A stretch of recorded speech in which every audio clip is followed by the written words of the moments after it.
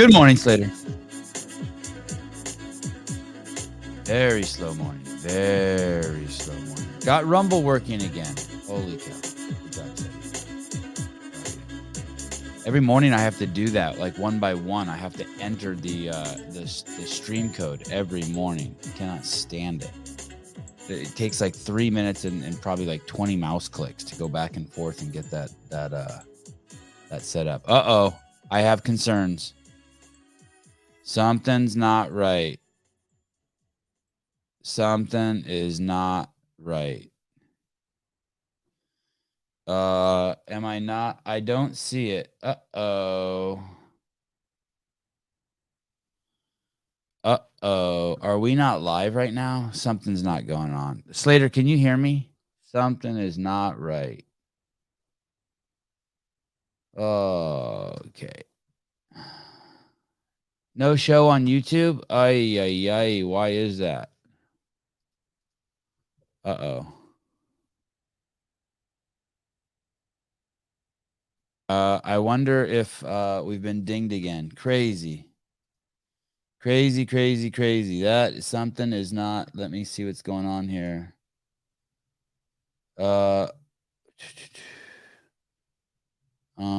It says I'm live. Oh shit, someone made it unlisted. Fucking A. There we go. I wonder why that is. Can you guys hear me now? Can you guys hear me now? Hello. It was unlisted and I made it listed. Let me see what's going on. I don't know what happened. Whoever programmed the show put it in wrong. It says we are. Says there's no viewers in the last 48 hours. Son of a bitch. I wonder if I can't change that in real time. Fucking killing me. Oh, we can hear you. All right, thank you. Oh, here we go. Okay, thank you. Sorry, guys. Oh God, for a second I thought I got banned again. Interesting. Okay, somehow this got set up as I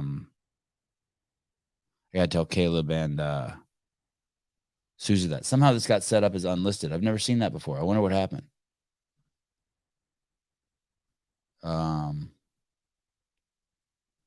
True Strength of Field with Brian Friend. Monetization is not turned on. Weird. Okay. Everything seems good now. We're good to go. Last night's show has already been dinged because of some music we used. Son of a bitch. Replace the song. Oh, okay. Sorry. Or Logan Mars. Good to see you, buddy. Great to see you. Thank you for the text yesterday with all the suggestions. That's way cool. And I take your suggestions seriously, and I'm going to go through all those accounts you linked to me. Man, the Glassman show is huge. Maybe approaching 20,000 downloads on all the platforms. Crazy. Good stuff. People like to hear from them. We didn't even, that wasn't even with much publicity or fanfare. Last night's show is killing it. Man, all the shows Brian are on are doing great. People like to hear about that game shit with some sprinkled in talk about being woke and testicles. Go figure. Yeah, slow start this morning. Sorry. Interesting. I don't see that happening on any other show. Well, I better ask. I better ask Caleb and Matt. Maybe I should call Matt just now. My sister said she just saw the show pop up. Okay. Oh, Friday. So Friday is today. Tomorrow morning, my kids do a jiu-jitsu tournament. That stresses me out because I got to get all their clothes and shit organized and then drive it there. And then you got to get there an hour early. Then you got to wait around an hour. And then you got to make sure you get on to the, it's not easy because it's not that it's not well organized. It's just chaotic. There's so many people there. Probably 1,000 or 2,000 people in a small room. It's like a place like you'd eat lunch in the 5th grade. You know what I mean? One of those what are those called? Multi-use rooms. And so then we do that. And then I got to come home and pack up all my shit. And then I'm going to Newport to hang out with the California Hormones people for 10 days. But I have nowhere to do my podcast when I get there, and I'm fucking tripping. I'm tripping. And there's no need to trip, right? Because it's out of my control. But I'm tripping. Cornholio, excited about the rollout of the Sevan network programming, starting with JR and Ted. Listen, everyone says they want to play ball, but they don't. I'll believe it when JR and Mr. Thumb do it. Don't let's not start sucking each other's dicks quite yet. Okay, that's a movie reference, Quentin Tarantino movie. I don't do that very often. That's just one of the only lines I know from a movie. Jake Chapman, thank you, Yoda. He says, "Remember, you are the wind that blows thy arrow."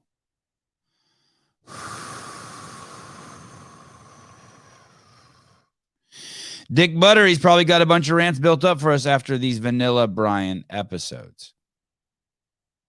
I'm going to have to slightly defend Brian and say that he is very, thank you. Pulp Fiction. I want to slightly defend Brian and say he tolerates a lot. So I have no idea what this means. None at all. I don't know what chords are. I have no musical skills at all. I'll play this right now. I'll probably get a ding for this, but it's worth enjoying anyway. Before you judge anyone in the music industry, I thought I'd leave this here. Most big pop songs use the same 4 chords. Greatest hits from the past 40 years just use 4 chords. Same 4 chords for every song. It's dead simple to write a pop hit. Just listen. Do you recognize this? Yeah, that is Don't Stop Believing by Journey. Great song. Very original. There's a few more that song. fit. Check it out. My life is brilliant. My love is pure. I saw an angel. Of that I'm sure. Well, that's just 2 songs that are similar. That's forever young. 3 I songs. wanna be forever young. I won't hesitate no more, no more. It cannot wait. I'm yours. This is the way you left me. I'm not pretending. No love, no hope, no glory, no happy ending. 'Cause you were amazing. We did amazing things. If I could, then I would. I'd go wherever you will go.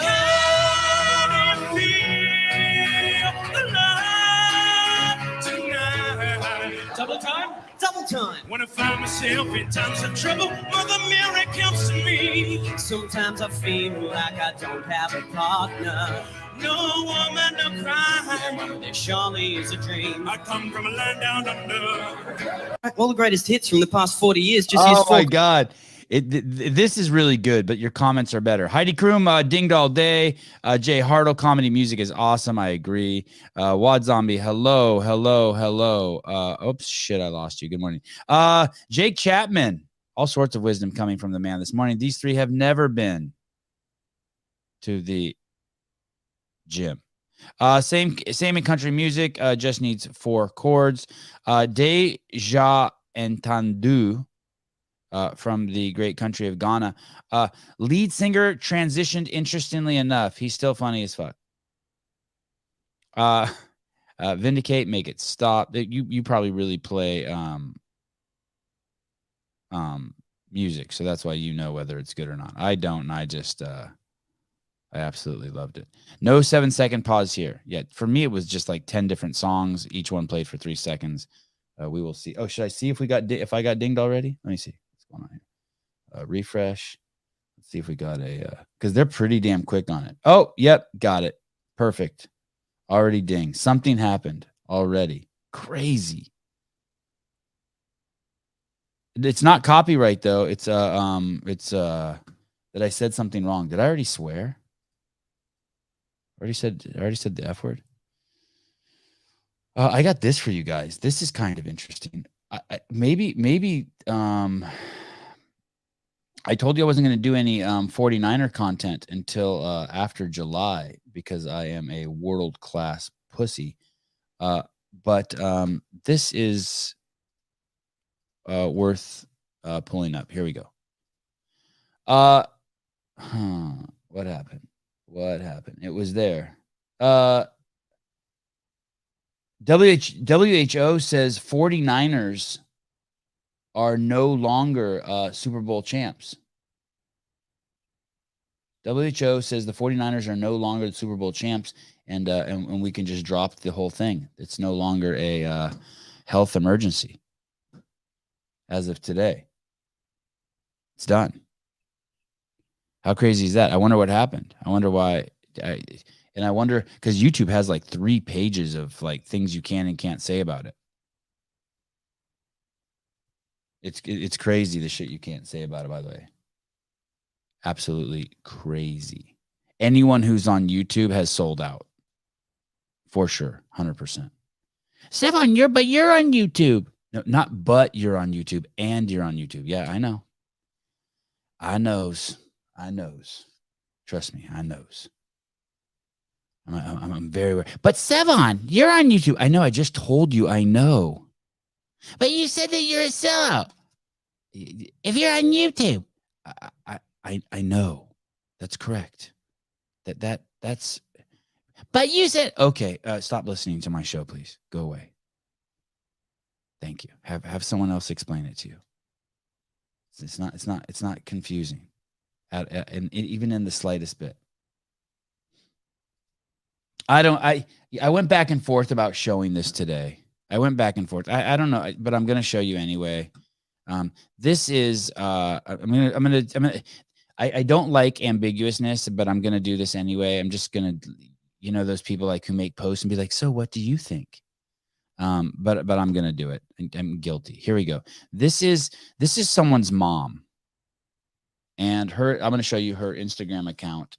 Here we go. This is, she has 2 boys. You could take it. No, you wanna see me naked. I wanna be a baby. Oh, if you could take it. No, you wanna see me naked. I wanna be a baby. Oh, if you could take it. I want you to take it.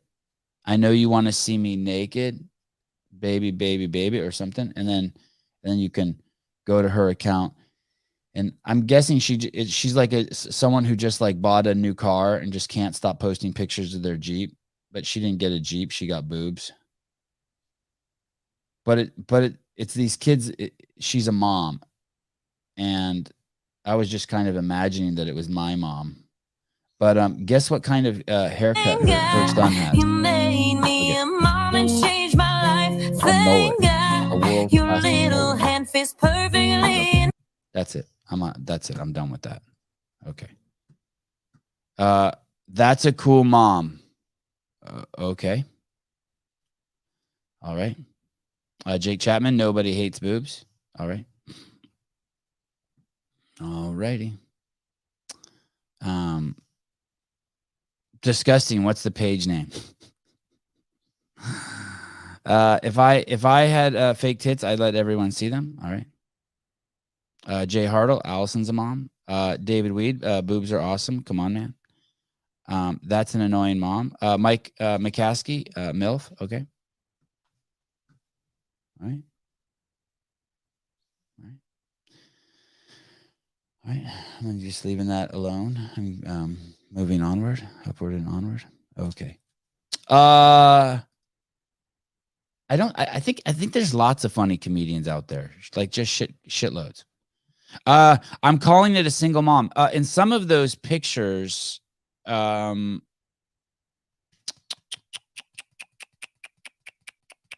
some of those pictures, she's with a guy who's with the family, who I think is I assume is the dad. Jake Chapman, can we have some hogs now? I've been trying to hold back on the hogs. It opened the floodgates with you guys. Jay Hartle, Audrey, your boobs are fantastic. That's fair enough. $1.99 for Audrey's boob job. No. I'm sending that money back to you. I'm putting implants inside of beautiful Audrey. Mike McCaskey, all female haters. I feel you on that. I'll take the brunt of that. Okay, sorry. I just I just was thinking if that was my mom, would I was just thinking maybe if that was my mom. Cameron, I personally text Sevan a hog post and he hasn't given me love. That's I don't remember, but I cannot deny that. You probably have. Not hurt, just disappointed. I know. Everyone wants their hog on the Sevan podcast. Oh, thank you. Now my day's made. I can't comment. Don Fall speaks up, a regular guest on the show. Thank you, Don. Good to see you. I can't comment on Audrey's boobs. She did pull ups facing the wrong way. Yeah. So when she does do that, faces the wrong way, she has to do 2 for 1. A lot of no reps there from Audrey. Michael C. Sevan, I'm really starting to think sometimes in our lifetime we will have proof and contact with alien beings. What if the 49ers was really to help with immunity from aliens? I mean, there's all sorts of shit like that, right? There's all sorts of discussion about that basically our immune system is all set up inside of us already, and it just turns on in phases. And that was just there's a perspective where it just turned on. It's just a phase for a bunch of us to turn on that portion of our immune system. Totally. Audrey, I have another clip facing the other way as well. I will send it for approval. Okay. I will be waiting. Okay, here we go. Whenever I hear the discussion of whether women are funny or not funny, I don't even. It's one of those things I don't even process. Like can't even think like that. Like who cares if it's a girl or a boy? Doesn't even. I'm trying to think who I guess I don't know the name of the woman who I think is the funniest comedian of all time. But anyway. Here we go. This guy's pretty good. I like this. You kind of have to see your TV to enjoy this one, or your screen, whatever it is. Is it a TV? Whatever it is. Here we go. Loving each other. Stop it. We stereotype too. Black people, white people can't dance. White people dance their ass off, just different. We the ones with the problem. Okay, we dance with style. You know, brothers dance with style, showing style. White people don't dance with style. They dance in freestyle. How the hell you gonna run out of a dance when you making it up right there?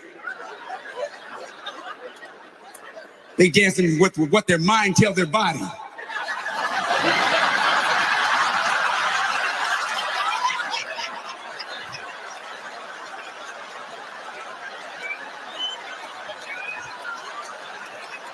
Some white people dance like black babies. Let me finish. You ever seen a little black 2-year-old girl dance? Why it's so cute? Because she thinks she dancing. Go, Ebony. Go, Ebony.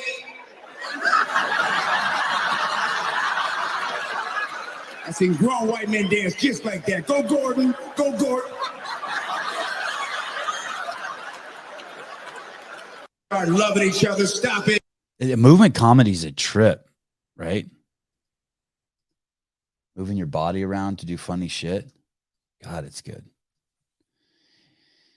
I had a friend, probably acquaintance is a better word now, get a significant amount of money, $20 million.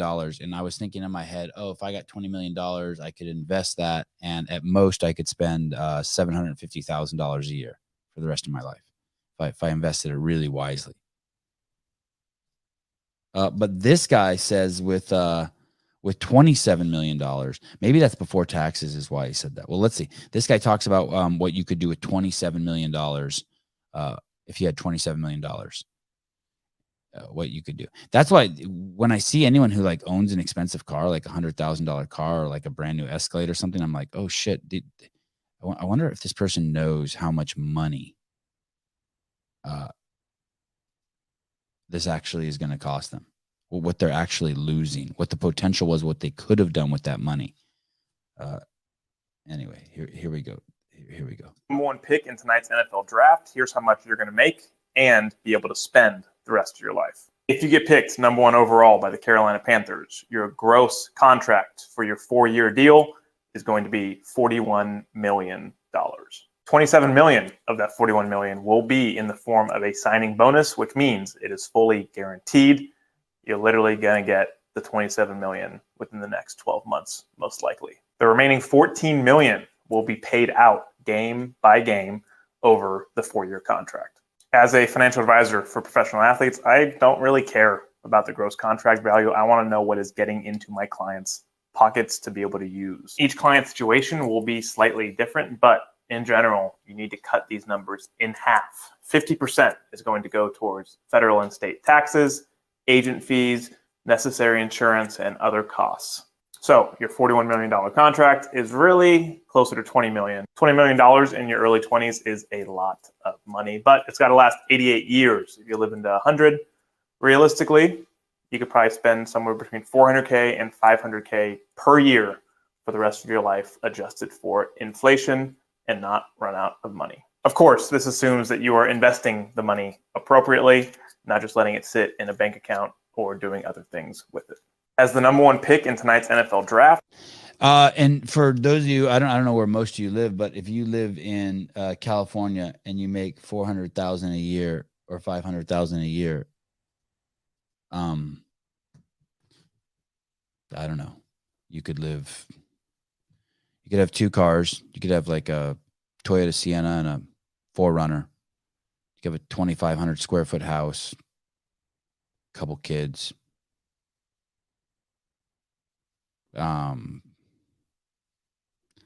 Maybe 1 vacation a year, something. That's it. Sure. Yeah. For $400,000 a year. Maybe 500,000. That's what it would be. It's interesting, right? There you go. That's for the number 1 draft pick. Yeah, it's like that. It's like that. It is like that. I'm going to try to get that guy on the show. I DM'd him this morning. You guys want to talk about guns? Want to talk about guns? I don't know if this guy's a real sheriff, but he sure wears the sheriff suit good. I'm always asking for donations. No, the world will give me what I deserve. Please don't send me your money. Please send it to the U.S. government. It needs it, or give it to a fentanyl addict who's passed out on the subway stairs on your way as you walk to work. Please, to one of those people. You know, they call them homeless. Here we go. Sheriff, California Insider. Criminals are just being completely emboldened and empowered to commit more crimes because there are not consequences. Yeah, no shit. 0 consequences. How about this guy in fucking New York that people are trying to defend? I don't think anyone seriously is trying to defend him, but what a fucking joke. Have any of you ever ridden the subway in New York? It's fucking crazy. Twice I've been chased off by someone, literally chased. I couldn't really defend myself. I had a camera both times. Fucking nuts. I'd say I've probably been on the subway, I don't know, 200 times or 500 times, I don't know, in New York. And I would say at least 10% of the times there was something I saw something extremely hostile go down. It is fucking nuts under there. Absolutely nuts. Not one bit of statistical evidence that says law-abiding citizens have concealed weapons permits that are issued by law enforcement commit crimes. Not one. But yet they go on and say, oh, in light of these tragedies, and we're going to pass these common sense gun laws. This should not have happened had we had this bill in there. That's a flat out lie. The governor got on camera, looked in that camera, and lied to the public, as did the attorney general and as did that legislator that's trying to get that bill passed. They are flat out lying to the general public. This is what I would tell the governor. Show me one criminal that's going to come ask me if they can have a concealed weapon. Hey, this is what it's like in California now. Look at this. So this is a guy. It's a couple guys in a liquor store just stealing, right? This is just a mom and pop liquor store. This is like my dad used to own one of these. And now this is legal. You can do this. You can do this in California. Look at this shit. Look at all the people just watching. Look at weapons permit so they can go rob that liquor store. It isn't going to happen. It's not security guards right there. Yeah, they're just going to do it. They're going to break the law and they're going to do it. They are criminals. He wants no. Hey, this is California right now. Literally, it's like that. It's like that movie, The Purge. And in Minnesota, they're trying to make it so that you can rape children. This isn't like conspiracy theory. Like, this is like happening in real time. Minnesota is trying to make it so you can't discriminate against people who fuck kids. It's crazy. And this is already where we're at in California. By the way, they're also trying to pass a law in California that if a child dies within the first 7 days of its life, that you can't, it may have passed already too, that you can't, if a child dies in the first 7 days of its life, you can't prosecute the parents. You can't even open up an investigation. No part of addressing criminal behavior. He wants to take guns away from law-abiding. So that guy right there has a gun pointed at a lady in a dress. So if that dude in the backpack pulls out a gun and shoots that dude dead, are you guys cool with that? Are you guys cool with that? I'm just curious. We good with that?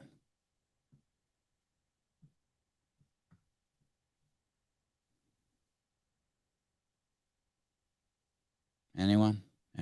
We good with that? Thank you. Of course. Yeah. Thank you. Of course. 2 of courses. Citizens that don't commit crimes. And yet somehow he wants to lie to everyone and tell us this is how we're going to fix these criminals. We're being told things that just simply aren't true. There is not one bit of statistical evidence that says law-abiding citizens have concealed weapons permits that are issued by law enforcement commit crimes. Not one. Wow. Not one. Not one. I wonder if that's true. You guys believe him? Not one. Not one. Not one.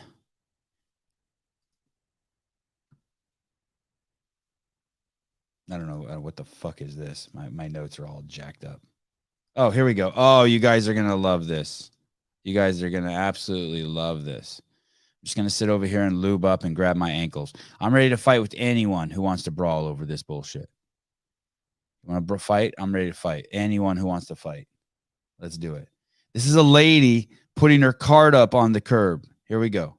Action. Oh, the curbing right in front of the cart narcs, too. That's too bad. This guy said, I'm a cart narc. Cart return right over there if you want it. There's a cart return right over. You want to take it over there? No, that's your cart, not mine. Now, who are you? I'm Agent Sebastian with the cart narcs, like it says on my chest in bold, powerful letters. Spend $300? Oh, what'd you buy? Groceries. Okay, so then do you think you get to make it harder for the next person to park? Oh, here come the, okay, let's bring them on. You know what? You're a fucking asshole. I'm a nice guy. I'm helping out the community, actually. I have one need. And I want your card. Okay, I got one for you. But yeah, so did you have one need when you walked into the store too, or did you lose it on the way in?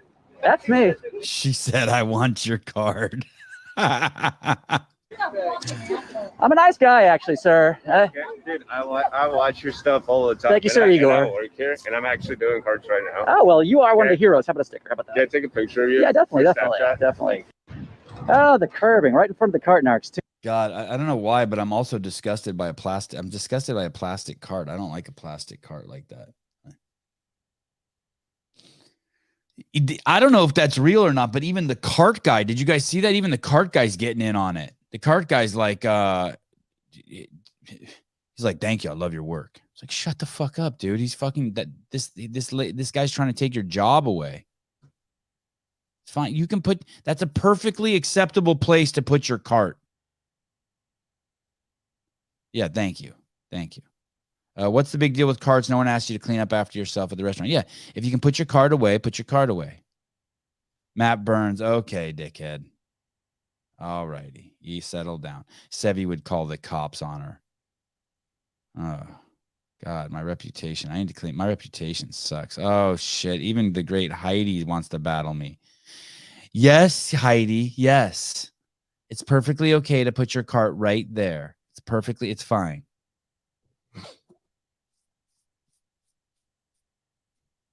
Man, I have some habits that you guys would find despicable.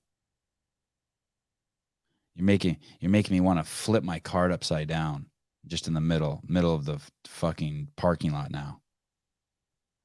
Listen, I got 3 little boys in the fucking car. I'm not walking 200 feet away from them to put away the fucking cart when there's a guy who makes his living doing that. I want to hear your shit. tell me what to do with my cart. I just fucking spent fucking $12 on a dozen eggs. I'm not putting my cart away. Caller, hi. What's up, man? Hey, Triple C or Aljamain Sterling. How's the kid, by the way? Oh, she's wonderful. She's big. She's already walking.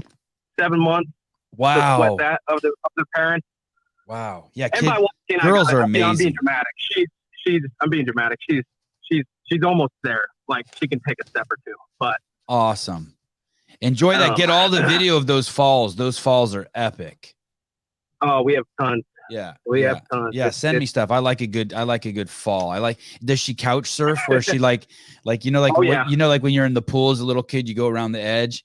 And little kids exactly. do that when they're learning how to walk. They just follow around and hold on to Man, shit. anything she can hold on to, she's traversing, and just she's already starting to like disappear if you take her eyes off 1 second. Yeah, they're fast, She's right? in another location.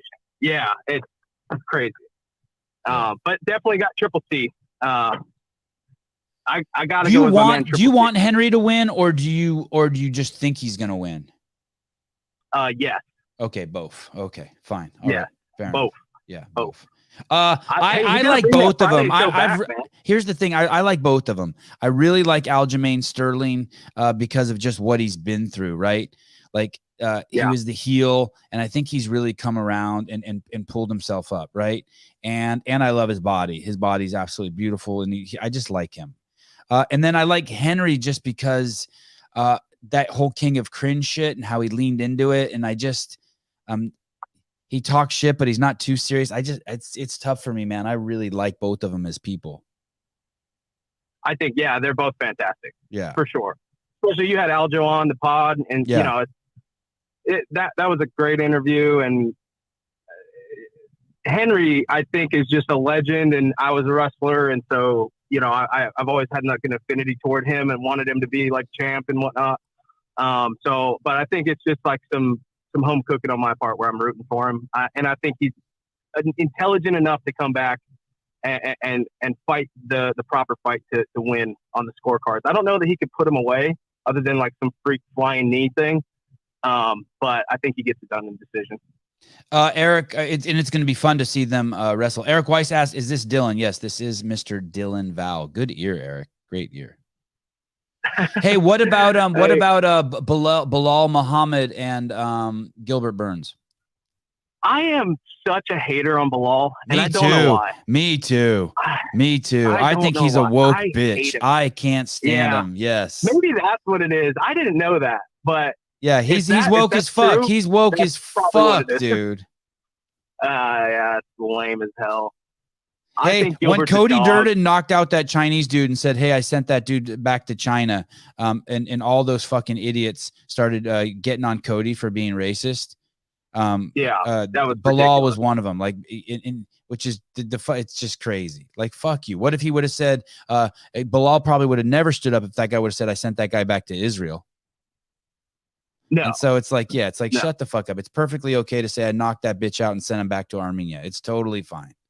It right. doesn't matter. If you're fight. from there, I mean, and then on top of that, fighters, hey, don't go bad on other fighters. You back them up. Like, come on. I agree. Don't let the woke mob infiltrate. But I got Burns. Burns is a dog, man. Hey, you got to bring back that Friday show with Mr. Weeks. You know, I know. He's fighting in my hometown. He's good. He's fighting in my hometown tonight. He is? Yeah. He's fighting in my hometown tonight. I sent him some love. Oh, that's awesome. Oh, where's your hometown? Cool, well, I live in Cincinnati, in a suburb of Cincinnati. He's fighting in Covington, which is, basically Cincinnati. Okay, I'm gonna send him a text too. I'm gonna send him a text right now too. Thanks for, Darian. Is it 2 R's or 1? 1 R. Good luck. DARIAN. Tonight, brother. Do you know what weight class he's fighting? Middleweight. So 185. 185, I guess. Yeah, because he said he wasn't going to do 171 anymore. Yeah. Well, probably not on this level. It's probably just not for the UFC. He would, if they signed him back on. But do you ever collect cards, Dylan? Do I collect cards? Have you ever collected carts? Did you ever work at a supermarket? Oh, Oh yeah, I was a courtesy clerk when I was like 17. Yeah, 16 or 17. I collected carts too. Beastmaster Jag is saying the cart boy moves the carts from the cart collection areas to the store. I disagree, Sevan, and that's okay. That is not okay. I was a cart boy also, and I loved getting the carts all over the parking lot. I never once in my mind thought these people are assholes who don't put them back in the stall. Did you ever think that? I cannot. I did, yeah, but for the past few years, I've reevaluated, and completely. I cannot stand my generation for one. That video you showed, we have like this thing where we just stick a camera in somebody's face. Yeah. Like if you get beat up for that, you deserve it. Yeah, Don't I'm put kind cameras of in people's okay with face that for too. no fucking reason. Or if they slap the camera out of your hand. Right. And so if you're gonna be this cart narc, you better be in that fucking parking lot helping that cart boy put the carts away. You cannot say don't litter and then walk by pieces of trash on the ground and not pick it up on your way into the store. Right. You see what I'm saying? Right. Like right. So if people leave their cart for one reason or another, it's not for you to assess or evaluate why they left their cart there. Right. You don't know. Right. So if you're gonna be so aggravated about it, go put the fucking cart away for them. Hey, listen, it's crazy. There's all these people who have strong opinions about carts. I see people put carts away. Sometimes I put carts away, whatever. Sometimes I do, sometimes I don't, depending on just the ease of it. But I've been going to skate parks now for 3 years, and I've never seen parents pick up their kid will be skating in a fucking bowl, dropping in with concrete as the slamming on concrete as a possible consequence, and they won't walk into the bowl and pull out trash or cans or rocks and shit. It's like, what the fuck is wrong with you? Well, and it just makes me realize that I'm not dealing with sane people who can do assessment, discernment, understand. Like, yeah, they're just fucking retards. I live with retards. They're not aware that they should even be looking out for trash. When I think of someone who feels obligated to put a cart away, it's the same people who are obligated to go to the 49ers game. It's like, yeah, of course you think that. You feel so you feel social pressure. You feel crazy social pressure and obligation. Has nothing to do with kindness. If it was, you would carry dog poop bags around with you like I do to pick up dipshits dog poop. I think personally it is not in good practice to like lazily or dismissively just leave your cart. Because somebody else will get it, because then you're practicing this notion of not my job. Yeah. I don't do it for that reason. Level, I don't leave it out because it's not my job. You said it. You said why. You got 3 kids running around. You're getting them in the car. You're like, we gotta go. Cart's laying there. It's that's fine. That's in fact why you have a cart guy. Hey, what about this? There's someone wait. What do you guys do if there's someone waiting to get into your spot, but you have to go 100 feet away to go to a cart? Do you just put your cart up in the dirt and back out so this person can quickly park? Or do you make them wait and return your cart? Oi, the dilemmas. There's this thing that I hear about households, and I'm going to wrap this around. Trust me, that, my husband leaves the seat up all the time. Right. Yeah. And then the husband will say, if I got to leave the seat up, she could put it up or lay it down. She should look before she sits. These arguments are dumb. Right. They have no point to any of them. In fact, the real argument, you're so blind to your own point. The real argument is the fucking lid and everything should be down. I agree. When you leave the bathroom, because that's neat and orderly. Yep. If a guest comes, they're not looking directly at your nasty toilet. Yep. The lid and everything should be closed no matter who's using it. I always put the lid. Leaving the seat up is fucking idiocy. Right. There we go. Jedediah Snelson, of course, don't put carts in the handicap spots because that's where I park. I agree with you 100%. I have a move. I go to the back of the freaking parking lot where there's nobody parked. I park immediately next to the cart corral. Yeah. Because I have a baby girl. Yep. And so I load her up, put the cart away, and it's right next to my truck, and I'm boom in and out because I can walk to the store. You know what I mean? Like, I just make it easy on myself, but because I feel like I want to put the cart away, right? But Devesh Maharaj, he says, I don't care whose job it is. It's a dick move to leave the cart to hit another car. No, you don't leave it to hit another car. You leave it in a spot that's a spot that's not taking a parking spot and that's just available. And hey, how about the next? I love it when I pull into a spot and there's a cart kicked up on the curb. I just that's my cart. It's waiting there for me. Yeah. One cart per parking spot. Thank you. By the way, I'm a glasses half full kind of guy though. I think if you're going to argue, you go walk it to the cart and put it away. I've seen, you know how many people I've seen go to the corral and just kind of like leisurely let go of the cart and let it like kind of barely roll into the corral. There's carts always stacked up hanging out of the corral. So if we're talking about like risk of one of those rolling away and hitting it, that's just the risk of being in a grocery store parking lot. Right. Like park away from it if you're really concerned about that. I mean, I don't know what to tell you. I don't know why people get so worked up about this stuff. I like it. I mean, like, there's a shopping cart, and I get it, you know, like, oh, you're being a dick. It's like, no, nobody's being a dick. They're just busy. Like, maybe they should be more aware, more cognizant, but maybe you should too. Maybe you should pick up trash on your way into the freaking grocery store. Absolutely. So if we're going to nitpick, you better be fucking disciplined. You better be goddamn disciplined if you're going to be calling people out for some dumb shit like that. I appreciate you calling. Thank you, Dylan. Always good to hear your voice. Good to hear that the kids are doing well. Thanks, brother. Okay. You take care, man. Bye. Bye. I do not want to play this next clip. I have an obligation to play this. Do you guys understand? I do not want to play this. I do not want to play this, but I have an obligation. I don't have an obligation to put the card away, but I do have an obligation to play this clip. To ask you both a question. Is it true that when you fart, sometimes the fart goes up into your vagina? Yes. Yeah, I kind of like it when that happens. But you know what? What? Luke, don't film it. I'm filming me. They don't know who you are. Tell me the truth. When you have a bush, it happens less.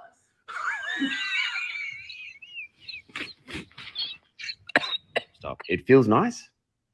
Yeah, it feels real nice. I don't know why it feels nice, but it feels really nice. Sometimes it happens and it'll just ride up. But sometimes it happens and it goes to a spot and it sits there and you're like, wow, dude, if I move a certain. Do you guys understand what's going on here? I guess girls, when they fart, the fart goes up into their vagina. I don't even know. I'm not even sure I understand this. Way, I can keep it there. And she can keep it there like a fart bubble. Like a fart bubble. In your vagina? Yeah. And then can you fart if you get it out? Does it make a sound? No. No, it just must just. Yeah. Right. Do you ever fart up into your dick? No. Ooh, I'll tell you when it happens and it feels really good. Okay. When you're in the bathtub and you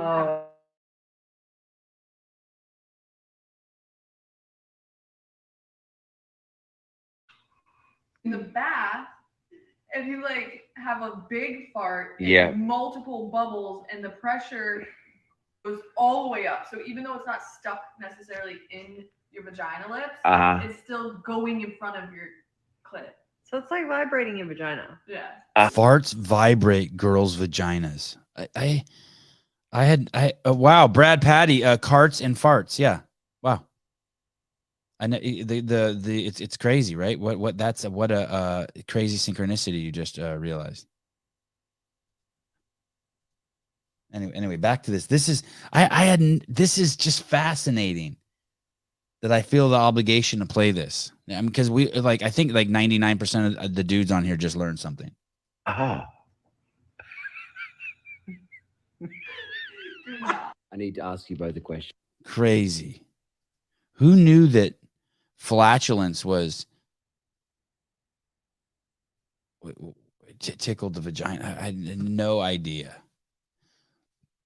I think that's true, unless that's just crazy. James O'Keefe. Wow. Yeah, well, yeah, he is kind of an investigator like that. That is James O'Keefe. Wow. Very well done, man. You guys are good. That is creative. James O'Keefe. I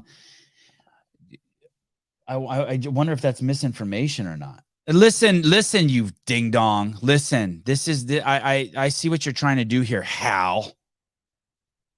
Your pretty girlfriend by your side. Is that your daughter? Sevi, since someone is paid to stock the shelves, if you take something off the shelf and decide you don't want it, do you just put it on the floor? Yes, you do. Yeah, and when you go to the bathroom, since someone's paid to clean the bathroom, you just piss on the floor and take a shit on the floor if you want to. Come on, let's not just start being ridiculous. That park, I'm not suggesting you take the fucking cart home 3 miles away, although people used to do that too when I was a cart boy. It was before they had the carts where the wheels locked. So sometimes you'd get a call and there'd be a cart like not 3 miles away, but I'd gone like a mile to get a cart before, several times. And it was actually fun, just pushing a cart through town. And yeah, I was a cart boy, so like what I say matters so much more than you guys. That's it. And I'm disgusted that Heidi won't just agree with me and bend the knee. Disgusted.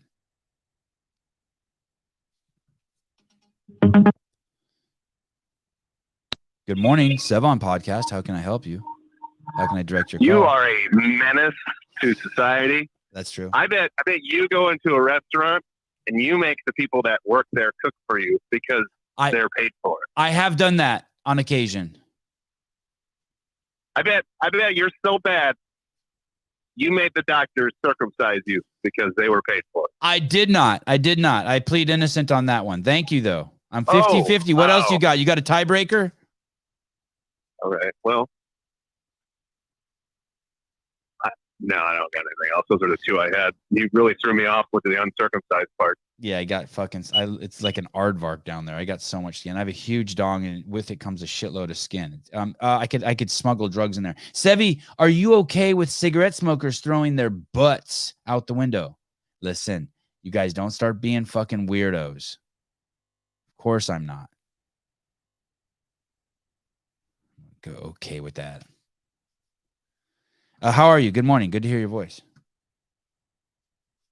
Oh, wait, I lost you. Wait, shit, I lost you. I don't know what happened. The Bluetooth dropped. Hello? You know, here you go. Strangely, that was way better call quality on my end. Yeah, you sound when great. Disconnected. You sound great. Well, last time. Anyways, but I bet, if you're uncircumcised, you can probably, use that as like a sail and catch those parts just like the girls you're talking about there. Oh, I didn't even think about that. So that's technically, that's technology. Aardvark. For those of you who don't know what an aardvark looks like. Oh, here, I'll show you guys aardvark. Wow, I didn't know aardvark was 2 A's in the beginning. Yeah, it's the first word in the I think it's the first word in the dictionary. Spelling isn't my forte. Look how cute a baby aardvark is. Yeah, that's pretty much what my penis looks like. I could just draw eyes on it. There you go. Did you see the clip, speaking of carts, of the lady in California whose stroller started rolling away? Yeah. Hiller made a video showing that. Did you really? Am I that behind? Yeah. Look at an anteater, or my penis. You could say my penis looks like an anteater, like an anteater. There you go. Oh, well, that is great. What a stuff. weird, what an amazing looking creature, the anteater. Wow, and its tail looks like a beehive. I wonder if any of these animals would make good pets like dogs, like an anteater or an aardvark. Look at, here's a guy scratching one, an anteater. Wow. All right, well, nice to hear your voice. Do you have anything else you'd like to contribute? No, I got to let you go. I got to talk to somebody. Bye-bye. Okay, bye. Mwah. Mwah. What is it? Eric Weiss, Diamond, all the homies out. Logan Mars on the phone. That is correct. Eric with his supersonic hearing and identification skill set. Anyway, okay, so I'm glad I got that out of the way. Because that was kind of a PSA. I was tripping on whether I should play that. Here we go. By the way, I am not confused about trannies at all. Like, I have zero confusion. I completely understand it. Probably in a previous lifetime, I was a tranny. So anyway, I am not confused about what the fuck is going on at all. Action. Does anyone else remember the story about the Oregon pub that hosted a drag show featuring an 11-year-old drag performer and bragging that they were here to show you what an 11-year-old drag queen can do? Well, that child's drag kid mentor was just sentenced to a year in an Oregon jail for 11 counts of child sexual abuse charges. 31-year-old Kelsey Bourne, who is a former elementary school teaching assistant, is being charged with creating and So the drag mentor was busted for child porn, and they were also an elementary school teacher. Like this should not surprise you at all. It's like finding out like the dudes in the military are gay, or dudes in the Catholic Church are gay, like or the Boy Scout leader is gay. Like it shouldn't surprise you. I'm not saying it's like a slam dunk, but if I'm gay, I'm fucking joining the military for sure. Caller or the Catholic Church. Caller, hi. Yo, what's up, Sevy? What's up, dude? Chilling, dude. That first comment, funny enough, that's actually me. How's it only a year? Huh? What? Say it again. Who? _ Let's go, Dave. Oh, how is that? How is it only a year? A year what? In prison. For what? You watched the whole video. They got convicted. I think it's like a year in prison only. Which guy? Who are you talking about? Oh, this. Oh, the one I'm just watching about the tranny and the child pornography. Yeah. Yeah. Who the fuck? It's crazy. I know. Bananas to me. Yeah. It's absolutely nuts. I don't know what's going on. All of a sudden in our world, all the villains are heroes and all the heroes are villains. Like if you've ever been in the New York subway, we need people who choke out all the fucking crazies on there. It's absolutely nuts. Dude, I saw that story too. Holy crap. But instead, and like, fuck, I don't care if you're mentally ill. If you're swinging around a fucking machete or if you're fucking threatening me with my kid, like, of course you're mentally ill. What does that have to do with anything? Right. It's fucking nuts. And yet probably a block away from that incident, there's a bronze statue of George Floyd. It literally is Escape from New York there. I don't know if you ever saw that movie. God, I hope that dude Vivek Ramaswamy wins. It becomes president. Have you checked him out? The Indian dude? Nah, I feel like I heard the name once. Oh, he's a beast. We got problems, man. They're trying, like, U.S. currency is getting devalued globally, and we're worried about if you can say cockpit. I have my foreskin, so I'm pretty happy. I'm intact. Yeah, I don't have that. Sorry, Sevan. We got just a difference of doctors. Don Fall says, Sevy, does your foreskin pull back when hard? I think some don't, like too tight or something stays over the head. It can do both. It can. But great question, Don. Yes, I think that's called stenosis. If your cock is the opening, you just have to work. You have to work the opening regularly. You have to work it. The more you learn. Does that make sense? You think man that's? Bun, by the way, man. Say it again. I'm digging the man bun, by the way. Don't let the haters deter you. You keep growing that thing out. I am. I'm gonna stick with it. I am really tempted though to shave my whole head, but it's so nice having hair off the side of my face and if you shave your whole head, you would look like a meth addict from California. Do not do that. There's some episodes where I shaved my head. I mean, I didn't bick it, but there's some episodes somewhere during the podcast. Really? I shaved my head, yeah, with like a 2 or something. I didn't do it. Can Someone you else did. DM me that photo just for posterity? But it's nice having the hair up the side of my face. I'm starting to look like an old samurai too. I kind of dig it. Yeah, you're a Ronin. Yeah, thank you. You own a gun? You own a gun? I do not. Oh, I've shot a bunch. You thinking about getting one? A gun and some bullets? No, I mean at some point. I mean I don't need like a freaking like assault rifle. I'm not hunting down zombies, but I mean. No, just like a little handgun with your pack of bullets. Oh yeah, totally. Dude, that's my hair, guys. Oh, I need my assault rifle for home protection. I'm like, from who? Who's coming to your house? That's just a stupid excuse. Home protection, bro. Unless you're Jack Bauer in 24, you're not about that life. Calm down. I don't know what an assault rifle is, but I shot I think it was an AR-14. Or AR-15, maybe. Dude, AR-15. Those things are so fun. Oh my gosh, no, they're super fun. I shot one at Dave's Ranch. Like Rambo. Oh my god, really? I would like 5 of those. Dude, they're super dope. I'm not gonna lie. I just don't need one for our house protection. Let's just say, hey, it makes my dick feel gigantic. I'd rather you just say the truth than make up some stupid example as I'm supposed to like buy that or whatever.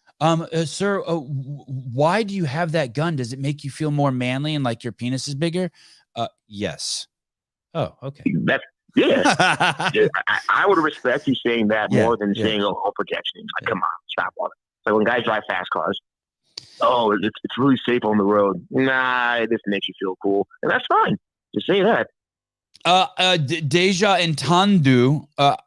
He sounds like he's a black dude from. By the way, you sound like a black dude who has a giant cock. So I'm going to take that into consideration when I read this. I got an uncircumcised buddy whose foreskin rips. What do you mean rips? Like on the regular it rips? He called it his rip banjo string. He contemplated getting circ for it, but has figured out how to be gentle, I guess. That is gnarly. What's crazy is there's so. Say that again. I mean, I am Nigerian, so I won't deny. What is it? I can neither confirm or deny these allegations. Okay. Well, you're Nigerian and you were circumcised? Yeah, buddy. Are you born in this country? I know. I wasn't born in this country. I didn't think that the Africans did that shit. I thought they were like Europeans. Nah, we do that. They wait till you're like 13 to do it to Africans. No. Good Lord. like the Jews do the bar mitzvah. I just thought like African tribes, like at 13 they take you out into the savannah and circumcise. Like the bris. What's that called? Yeah. But for Africans, it's like something of manhood, like a proof of manhood or something. Nah. And the women they huddle you all together and you all bleed together. Yeah, I can't say I can verify any of that, but yeah. Oh shit! Turntable says Africa does circumcise. I had no idea. Fuck. Yeah, man. You got it. Heard it here first. You watching the fights this weekend? Oh my gosh, Cejudo and Funkmaster. Yeah. Whew. Who you got? That's gonna be gangster. I mean, I want to say Cejudo because he's the dog, but I mean Funkmaster. I mean the way he beat the bricks off Dillashaw, and he's just been on a freaking tear. After he came back and beat Jan, I was like, yeah, this guy is it. I think he has his number personally. I could be wrong. What about this? Let's say Aljo does beat Henry. What happens? The number one contender is Merab, and that's Aljo's training partner. What are they going to do? I don't think Aljo should go up a weight class. I think he's going to get. I'm concerned for him if he goes up a weight class. Aljo's 135. He goes to 145. I mean, lightweight? Yeah, he's got Volkanovski up there. Maybe the greatest to ever do it. You got Volk, you got Holloway. Nah, I would just fight him. Look, Usman fought what's his face, the Brazilian dude, and put him to work. So I mean, look, you got to fight your boy. You got to fight your boy. But I would love to see Aljo and Max Holloway. Fuck, that would be crazy because Max got crazy takedown defense. Yeah, he does, and he has stupid hands. But then if Aljo gets on your back, he'll choke the life out of you for 5 rounds straight. So it's kind of a who's who. Yeah, Matt beat up that poor English kid. That kid's good too, man. That kid Holloway fought a couple weeks ago. That English kid is good, but he got fucking beat up. I mean, yeah, he did. I mean, I don't think Holloway's ever gonna get the belt back because Volk is just too good, man. I think he got robbed the first 2 fights they fought, but that third one, he beat the life out of him. I felt really bad for Max. Hey, how about that? The number 1 guy in that weight class is on a pedestal all his own, and the number 2 guy's on a pedestal all his own. Like they don't have that class is so weird. There's no one there. It's just those two. And they fought 3 times, so they're not going to promote it again. Someone has to come down from 155 and beat up Holloway. Just suck up the weight. What do you think? Connor should do it. Connor should try to do it. I'd like to see Connor and Holloway fight. I've seen like memes about them, like they'll like Photoshop of like a whatever together of them like facing off again. They fought once. Yeah, it went the distance. Yeah, they should run that back. I like Max beating McGregor. I think that goose is cooked. Connor, yeah, me too. He got too much money, right? Yeah, like what's the quote? It's hard to stay hollow with a soft ass pillow. Yeah. Called it in, man. Anyway, I gotta work. Enjoy your day, sir. Okay, thanks for calling in. Later. Bye. All right. He interrupted a great tranny clip, but I am really excited about the fights. Anyway, I'm not confused about what's going on with the trannies at all. Not even a fucking tiny bit. I get it. Keep them away from the fucking kids. Okay, here we go. This is a girl who, this is fucking nuts. Here we go. We're just going to be on a roll. We'll get through this, guys. We'll get through this, and but it's important. It's important. This is a girl who had her titties cut off and regrets it, and was given drugs and regrets it. And she talks about how easy it was as a kid to get her tits chopped off and to get testosterone. It's crazy. And she did not get it from cahormones.com. Here we go. Scarily easy to do because I had just called a therapist and I had scheduled one appointment, for like a 30-minute session to talk about. And I essentially walked in, I said, I identify as transgender and I want to get top surgery. And we chatted for a bit, maybe for half an hour. And at the end of the session, she wrote me an approval letter to send to my insurance. And then I got approved just like that. When you first started, you went in, you said to Planned Parenthood, they gave you testosterone immediately. Yeah, I essentially just made a phone call and said, I want to transition. And it was immediately given. I got a prescription and went to pick it up like a week later. Did they ask you questions? Did they do any psychological testing? Did they ask you why? What was your motive? It was completely self-diagnosed. You said, I want testosterone, they gave it to you. Yeah, I had confused, because I had become uncomfortable with how society had seen me as a woman sexually. So I didn't actually have gender dysphoria. I had just confused myself into thinking that I did. It was scarily easy. And there it is. That's all. That's 9 out of 10 right there. And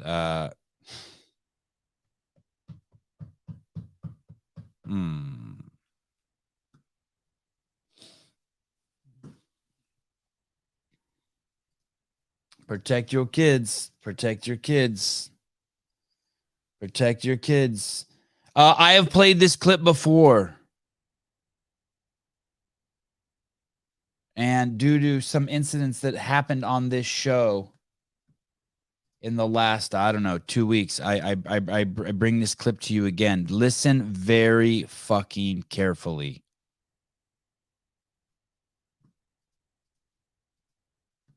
Listen do not surround yourself with peoples who validate your victim stories. Do not surround yourself with people who will validate your victim story. Enforce it. Demand you live it. Encourage it. Validate it. In any way, stay away from those fucking people. They are bad people. They are the ones who keep the plantation order intact.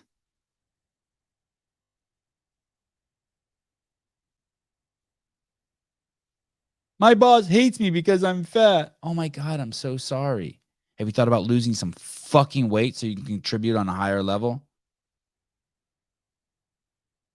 No one respects me because I'm short. Sew the fuck up. Sew the fuck what? Make up for it. Add value. Add more value then.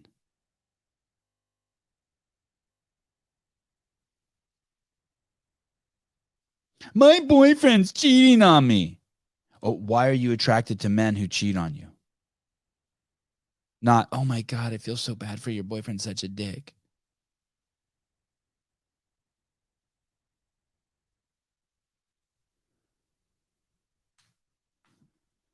Jake Chapman, my wife and I battered the victim mindset and vocabulary out of each other, checked each other anytime it came out. We are now fully unfucked. I'll give you, that's awesome, by the way. That kind of made me feel warm inside.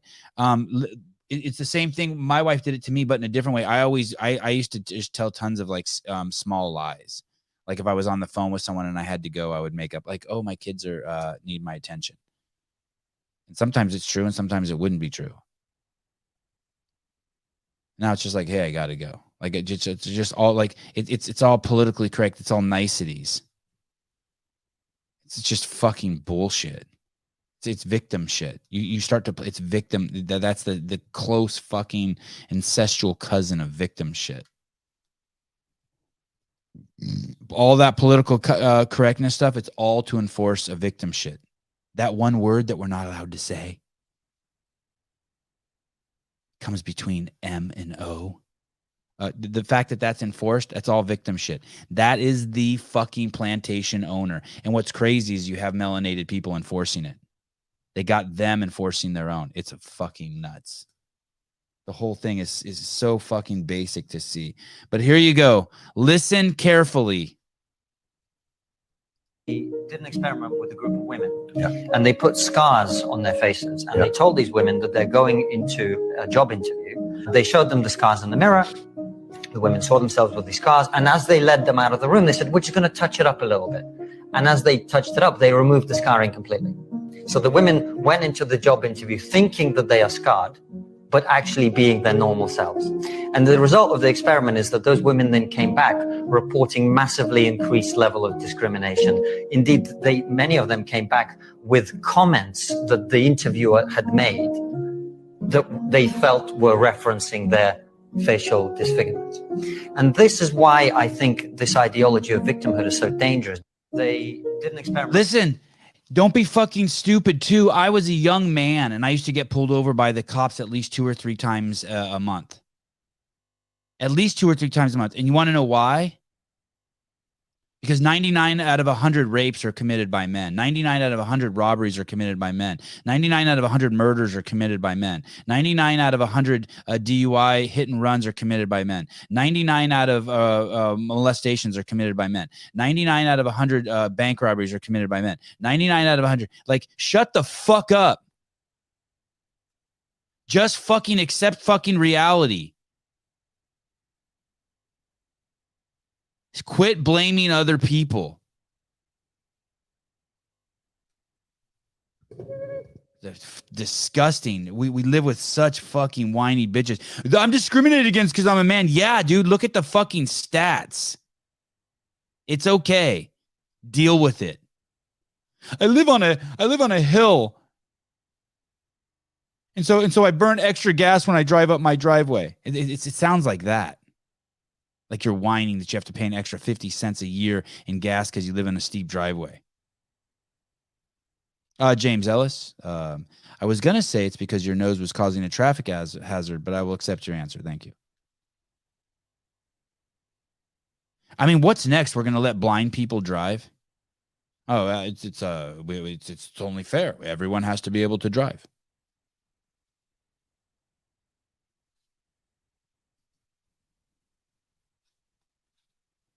It's and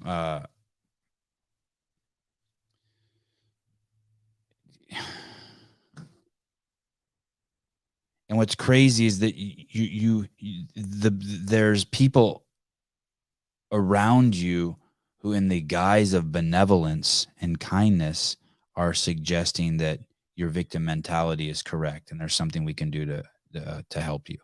We'll all change. We will all say, "Oh, it's perfectly okay. George Floyd is a hero. I'm so sorry that he was oppressed. It's too bad what happened to him." I would have never thought in a million years we would be here. It's fucking, part of it's kind of, it's fat. I mean, not part of it. A huge part of it's fascinating. I can separate it. Yeah, it's a living nightmare. Can you imagine being those people? Yeah, it is a living nightmare for them. There's no way out for them until they accept that. They're never going to get what they want out here. Never. It's impossible.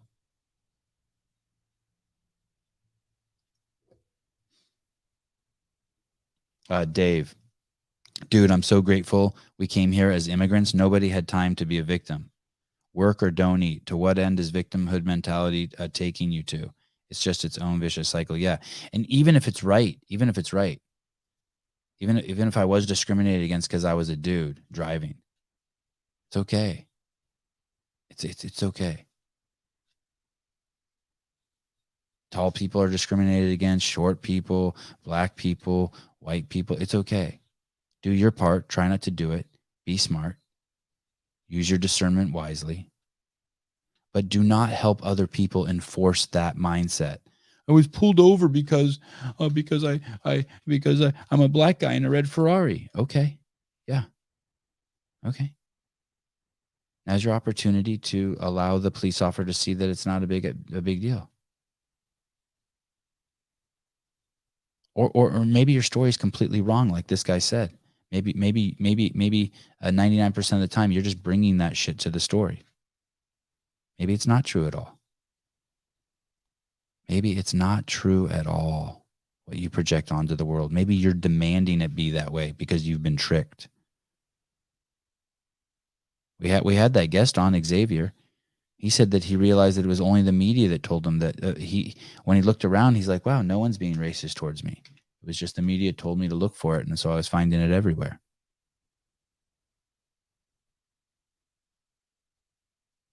Ooh, wow, wow. God, Jake, you are smart. I like the way you talk. You juxtapose words cool. You that's great. Subletting responsibility. Wow. Wow, wow, wow. Words are dope. I love words. Don't let people enforce your delusions. Get away from those people. Ask them not to do that. You don't need anyone feeling sorry for you. You need people who believe in you.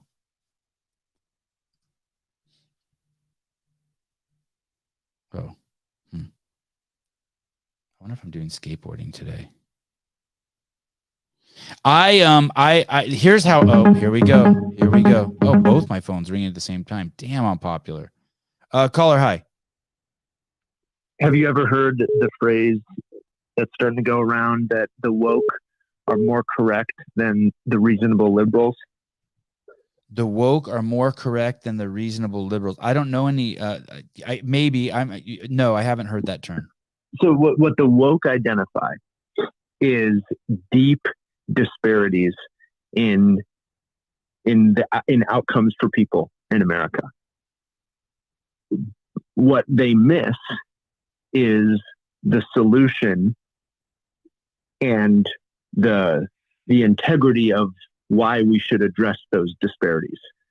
It's undeniable that Blacks have worse outcomes than any other racial subgroup. If you take a Black student who is in the 98th percentile of wealth, he will perform as good as a white student with both parents, both kids having both parents in the home. He will perform as good as a white student in the 33rd percentile of academic proficiency.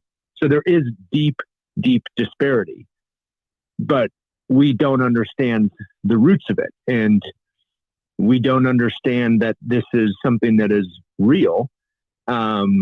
And so it's now just a question of if we will succumb to the left pitting us in a race war against each other, or if we will seek some means of progress for a country that is trying to survive mass immigration, a diversity administrative state that's starting to weaponize against normal people. Hey, so, Will, do you know what I think that the only hope is? Let's hear it. Which is crazy because in itself it's racist. People with melanated skin are going to have to do it. They're going to have to free themselves.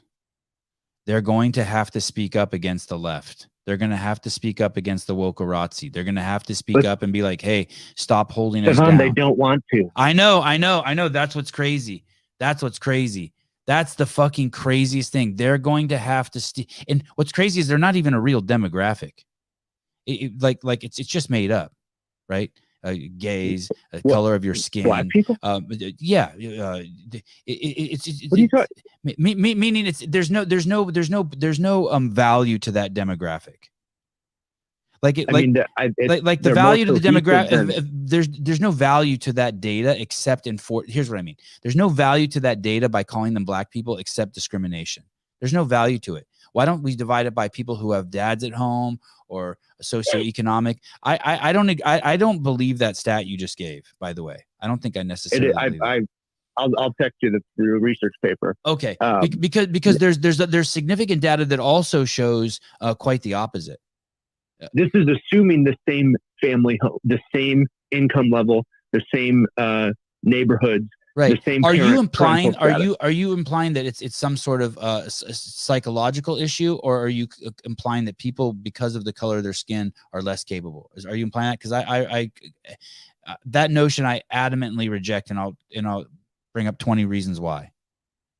I reject it too, but when we pretend like there aren't disparities, what do Republicans do most of the time? They'll say, "Oh, Democrats are the real racists." And then we trick ourselves into policies that are only for Black people, right? Oh, right. So then, opportunity right. zones. And that's the irony of what I'm saying. You're right. And I was guilty of that right there by just saying, on one hand, I don't want to categorize people by their skin color. And yet the hypocrisy of what I'm saying is that only they can free themselves based on their skin color. So I'm guilty of that too. I'm guilty of that. Yeah. It's kind of just a, political orientation, but either way, thanks for taking my call. Yeah. Thanks for calling. So someone in the chat was saying, hey, what's a good audiobook to read? And this brings up a good point to statistics around skin color. There is a book written by an economist named Thomas Sowell, Sowell, S-O-W-E-L-L. Thomas S-O-W-E-L-L. And the name of the book is, sorry, Jeremy, hold on one second. The name of the book is Civil Rights and Rhetoric. Civil Rights, Rhetoric, or Reality. It's a great audiobook. I listened to it. I really enjoyed it. It was like junk food for the brain. It's called Civil Rights, Rhetoric, or Reality. And there's all sorts of things he compares in there, right? He compares a 25-year-old single, the socioeconomic standings of a 25-year-old single melanated woman to a 25-year-old white woman. And and it's just like tons of comparisons that you wouldn't think about making, but this guy makes them. And the data is fascinating. The data is, I think that may have been the book that I read where they were also comparing who's the wealthiest group in New York City, and it was the Jews making $100,000 a year, and then who's the least, and it was the Puerto Ricans. They made $25,000 a year, but the data didn't show that the Jews' average age was 50 and the Puerto Ricans' average age was 25. And without that, you can't even make the fucking comparison. Basically, what you're doing then is you're skewing the data to make it seem like it's racist. Hey, Jeremy, what's up, dude? How you doing, handsome devil? Hey, I'm doing great. I feel handsome today. Thank you for saying that. I feel good today. I turned up I think it's because I turned up the brightness on my ring light. Yeah, it's working. And the hair on point. Totally on point. That guy, the last caller, I was actually going to call with an update with the liberal. It kind of a couple issues that I needed you and the chat to chime in on. But the last caller, just real quick with the Black thing, as a Black guy, I've been saying it since I was very young. I'm 30, about to be 38. And I've always thought, as a Black guy and seeing the problems in our Black communities and working in the Black community for a very long time, that the change has to come from within. Just like if you are an obese person, no one else is going to un-obese you. Like you have to, it comes from within. I have to go to the gym. I have to eat better, so on and so forth. No one else can do that for you. So that's how I've always looked at it as a Black guy. It's like, no one else is going to change anything for us. It's not anyone else's fault that 70% of fathers in the inner city don't father at all. Like, that's not anybody else's fault. That's not a systemic racist thing. That's just dudes being idiots. And until they want to change, it's not going to change. I'm going to take it one step further. I'm going to be like, hey, this is just bizarre, but the Black guy's going to have to do it, and the Black girl's going to have to do it to save the white people, like to save the country. I think this country has to be saved by some fucking, and maybe Vivek's dark enough to do it, but some really fucking like strong, clear thinking. Like, we need Black Jordan Peterson. And you know what? And Will said it. Well, hey, dude, you're just being as racist saying it. I agree. I'm just so desperate. I'm just so desperate to swing the pendulum the other way. I'll admit it. I'm just desperate to swing the pendulum the other way. Me freaking too, and I have been for 20 freaking years. Yeah. By the way, we have a very interesting. I was just doing running the numbers today. We have 2 Black guys who called in, 1 white dude, and I think 1 Latin dude.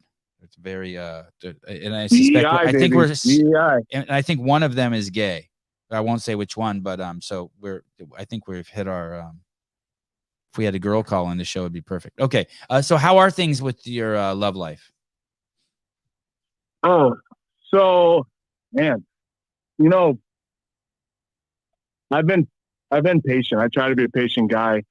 And, you know, you and I were talking about it. I appreciate all the kind words, like, for real.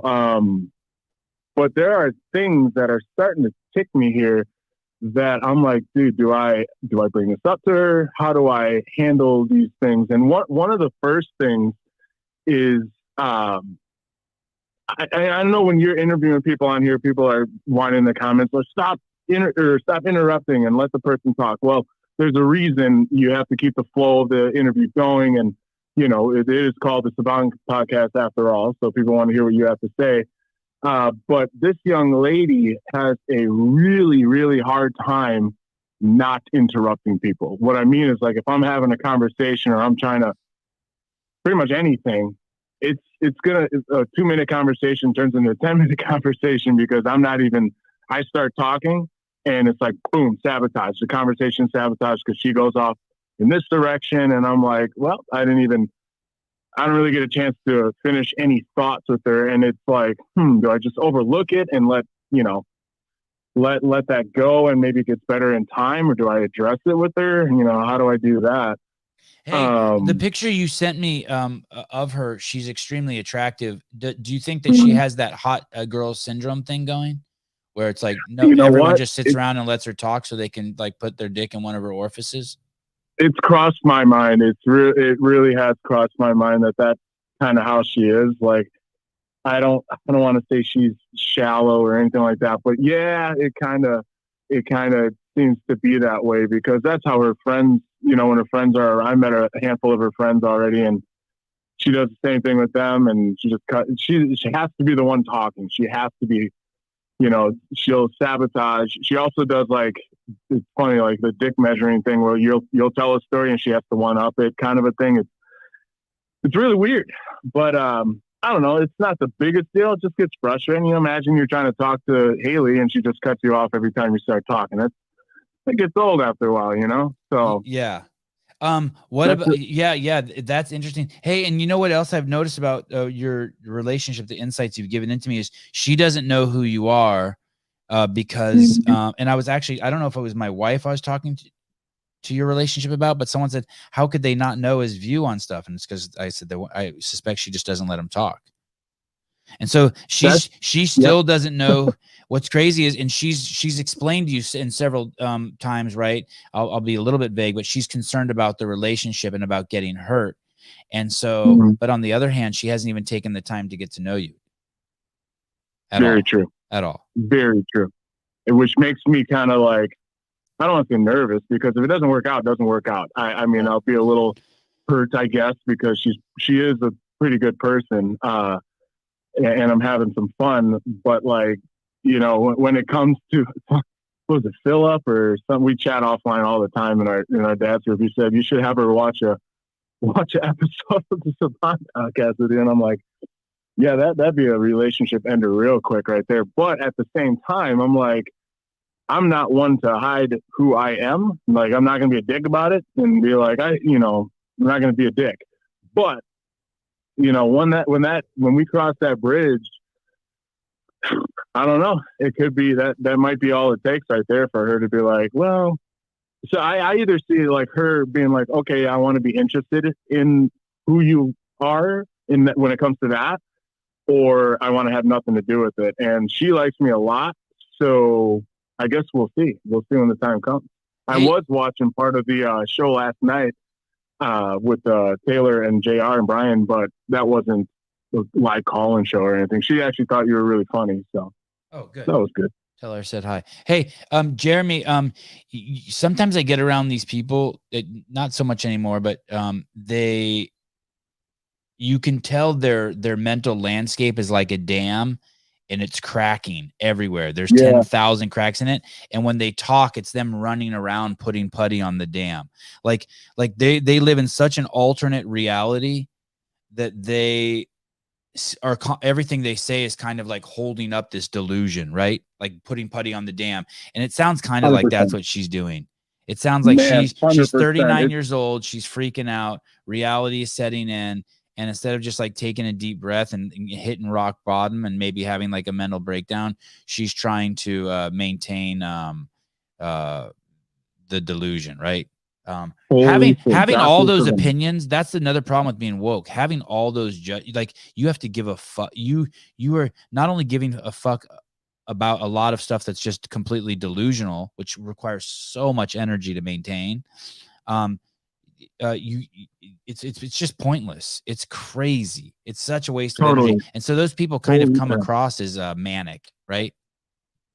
Man, it's like it's as if you're in some of the conversations, like, because that's I mean, I would never do this, but if I was to film a conversation, especially, and I'll give you an example. Last night we watched The Pursuit of Happiness with Will Smith. Actually, the guy, true story, Chris Gardner. He actually grew up here in Milwaukee, and then joined the Navy, and then eventually wound up in San Francisco. But have you ever seen that movie? Will Smith and his actual son. If you haven't, it's a really good movie. No, I haven't But seen anyway, it. I haven't seen it. I've heard it's great. Great movie. So we're watching it, and the movie ends. For me, movies, like, it's a chance to just, end of the day, unwind and just chill out. Like, she's like yelling at the TV and talking to it the whole time. Anyway, that's a whole nother subject. But the movie ends, and I just said, man, to me, that's like the American dream right there. His whole story is like, that's the American dream when I think of the American dream. She says, fuck the American dream. I'm like, wait, what? Like, what are you talking about? I'm like, fuck the American dream. Like, this guy came from nothing. I mean, he's black. I guess it doesn't matter the color, but he came from nothing. Yeah. Look what he's done with himself. Yeah. It's absolutely incredible. He's a millionaire and blah, blah, blah. Yeah. Like, how is that not the American dream? This guy didn't blame anybody else. He slept in bathrooms with this kid. Yeah. His wife left him. I mean, all these things, like, fuck the American dream. And as I pushed back on her, like you were just saying, you can see the dam kind of breaking and her having to actually think about what she said. I'm a big proponent of actually responding and not reacting. We're no one's perfect and we react sometimes, but it's best practice to respond. And she just reacts. It's like something is said or done and boom, it's a reaction. And so when I'm pushing back on her, the dam was definitely cracking. I'll say that for sure. Maybe she needs to go to a foreign country. I have a friend, Ukrainian friend, and he says he just cannot believe how shitty the people are in the United States. He said that every single person in the United States can get a job. He said in Ukraine, it's not like that. He says, you can't just like go to a McDonald's and you can't just, like, anyone in the United States could go out and get a job, right? He says in Ukraine, it hasn't been like that for 30 years. You can't just, you could be unemployed forever. You could go to 50 stores and no one would hire you. I can't imagine going to 50 stores and no one hiring me. I could go to fucking McDonald's right now. I could start working 8 hours a week tomorrow if I wanted. Right. Yeah. It's that easy. And people have no fucking idea how good they have it. No, they don't. And when you live in a bubble, and I'm not saying only we know not only liberals live in bubbles, but when you live in a bubble, you're only exposed to what you're thinking because everyone's thinking the same exact thing, and you're not exposing yourself to uncomfortable truths or to other ideas or anything. It's like, especially like what you just said. They don't. If I say that to her, she'd think I'm lying. Like, her body must be rocking in order to deal with this. Man, I'm telling you, like, that right there is. I don't know if that makes me. I'm not a shallow guy, but like there's definitely connection in a lot of, like, outside of that. But yeah, that definitely is. It's like maybe one of the last straws I'm hanging on to here, hoping that all the other things catch up with that, because I don't want to just have this hot chick that I'm banging. Like, I'm not that guy. Like, I want all the other things. I want to connect mentally and all the other ways. So I'm hoping that everything catches up with that, but I won't lie that is pretty fun. Philip Kelly says Jeremy's body is rocking. So you guys are just two rocking bodies just hammering it out. Hell yeah. And Philip, you're not too bad yourself, man. All right. Well, at least Car Riddell gives her advice. The good sex is clouding his thoughts, and I'm perfectly okay with it. Rosie says she needs Jesus. to keep us updated. I like it. I like it. Keep. I love it. I appreciate it. I appreciate having a Yeah. chance. You guys are like my counseling crew. Don't get her I pregnant, appreciate and I think everything's fine. One dollop of semen at a time can heal her. Remember, you're giving her energy, and hopefully it's enough to heal her. it. Amen. Amen. I appreciate it. All right, and remember, emotional pain is important. Like if you get hurt emotionally, it's fine. It's good. It's healthy. It's healthy. Oh, for sure. It's just Yeah, reps. but Just reps. When your wife leaves you after 16 years, yeah, that's some emotional pain right there. There you go. Okay, yeah, just work through it. I appreciate this. All right, man. Okay. I'll talk to you later. Have a good Friday. Okay, love you. Bye. You can't get pregnant with the Jake Chapman. You can't get pregnant with the hole Jeremy puts it in. Okay, well, that's good. Thank you for the insight. So when I see stuff like this, I realize how out of touch I am. And I guess I should just go into a supermarket and walk around and look at the shit that they sell, because I don't know what I think when I pass by places like this in the supermarket, but I don't ever imagine I don't ever think anyone actually buys stuff like this, but I guess people do, because look, they got a whole, I mean, can you imagine buying a bottle of that creamer right there? Look at that shit. I walk by that and to me, it might as well just be laundry detergent. I don't even think that's like, I don't even consider that stuff food. I don't know. I not even in a bad way. I'm not like, ooh, gross, sugar. Like I don't know, like a bag of M&Ms, like peanut M&Ms. I love peanut M&Ms, but I don't buy them because I know that they're bad sugar, but I don't think of them as chemicals, although they probably are. But when I see this stuff, this creamer, I just think, oh, that must be like to wash your clothes with. I don't even look. I'm just so out of touch, but here we go. This is crazy. Reasons to put back the coffee creamer and what to use instead. Number 5, coffee creamers rarely contain cream, and it's normally just a mix of water, vegetable oils, and fake flavors. Number 4, they're always full of gums and emulsifiers to give it a cream-like consistency, but it's terrible for your gut. Number 3, they're always full of processed sugar, which is a terrible way to start your day, and that leads me to number 2, starting your day off with sugar on an empty stomach is going to lead to craving more sugar throughout the entire day. And number 1, sugar-free creamers are even worse because they're made with fake artificial sweeteners. Instead, go for real cream like 100% grass-fed half and half. Yeah, like really this has to be said? How many followers does this guy have? 370,000 followers. Oh my goodness, look at this one. Let's watch this one. Hold on. If there's I haven't heard this one. The worst ingredients on grocery store shelves. Now, I told you I went to the doctor the other day, right? For a checkup. And the doctor told me he's like, hey, if you want to live a long time with your kids, follow these rules. And one of them was to use canola oil. Let's watch this. One ingredient you avoid in food products, let it be this one. Turn around any package at the grocery store and 99% chance you'll see canola, soybean, sunflower, safflower, or corn oil. All these oils contain a high percentage of polyunsaturated fatty acids. Yeah, my wife doesn't allow me, even if I bring something into the house with canola oil in it, my wife will throw it away. I'll get a serious talking to. And we're like Jeremy and her. Like my wife can't get in a word edgewise. I'm like the crazy fucking woke chick. But when my wife talks about this, I stay quiet. I feel her will.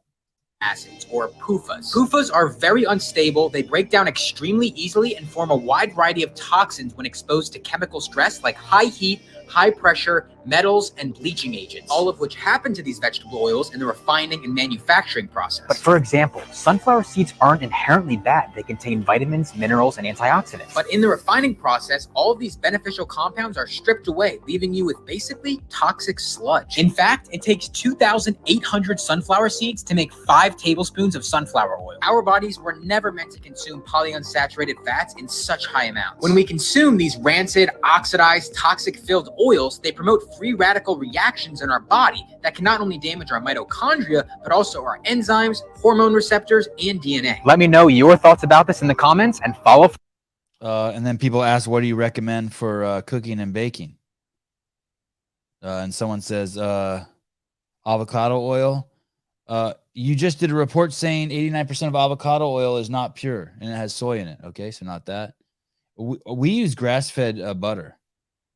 And I always keep that heat on low, like super low, even if it takes forever to warm it up. Like I stay on the lowest setting. And if my wife has it on a higher setting, I'll walk by and just turn it down. Any of you have friends who do that? Husbands, wives, girlfriends, boyfriends, dogs?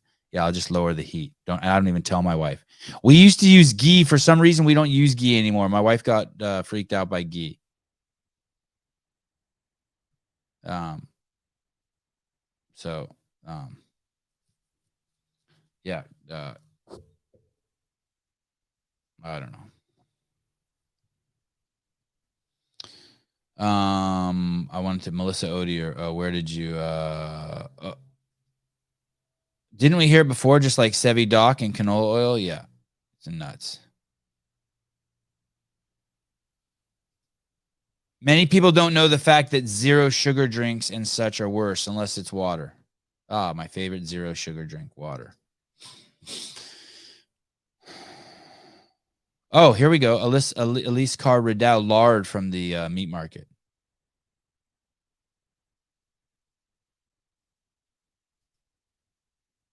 Oh my goodness! Of course I have. Tyler Shangaris. Sevan, have you heard of Vivek Ramaswamy? He's a presidential candidate. If so, what's your thoughts on him? I want to have his baby. I think he's fantastic. I would love to have him on the show. Someone asked me who my dream guest is, and I didn't know. I didn't have, but now I do have a dream guest, Vivek. He's dope. He's so good. I love Vivek. He basically that was the last interview that Don Lemon did. If you haven't seen that interview with Vivek Ramaswamy and Don Lemon, you got to see it. He just fucking lights him up. Anytime you hear anyone say politically correct, you should know that you are part of the PSYOP. You've fallen for the PSYOP. There's no such thing. It's made up. It's a tool just for complete social conformity. Oriental carpets. Midget. Tard. All the scary one that we talk about between M and O. It's all PSYOP. It's just to keep your foot on the foot on the morons, which is majority of us are retarded. But here we go. Here's a classic example. Killed me was last Christmas. We canceled a song that was written in the 1940s called "Baby It's Cold Outside." People said that they were triggered, that the lyrics were rapey and they had toxic masculinity. And that's fine if you feel that way, but radio stations across the country wouldn't play the song because people were outraged, which is fine if you feel that way. But at the exact same time, the #1 song in this nation for over 2 months was "Wet Ass Pussy." I am not making that up. You can look it up. Google it. So I want to wrap up my show by comparing and contrasting the lyrics of these two songs. If indeed this country has lost its fucking mind, shall we? Let's start with the horribly offensive Christmas song written just after World War II. I really can't stay, baby, it's cold outside. I gotta go away, baby, it's cold outside. This evening has been so very nice. Yeah, you fucking with some wet ass pussy. Bring a bucket and a mop for this wet ass pussy. Beat it up, N-word, extra large, extra hard. Put this pussy right in your face, swipe your nose like a credit card.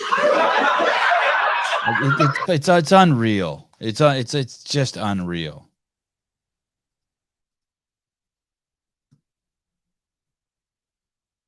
Crazy.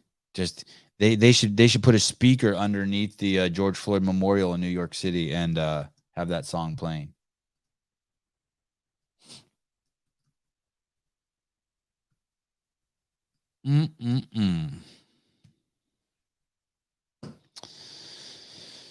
Baby, it's cold outside doesn't get me fired up for Pound Town.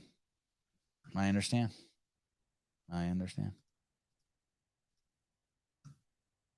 Why is the left protecting pedophiles?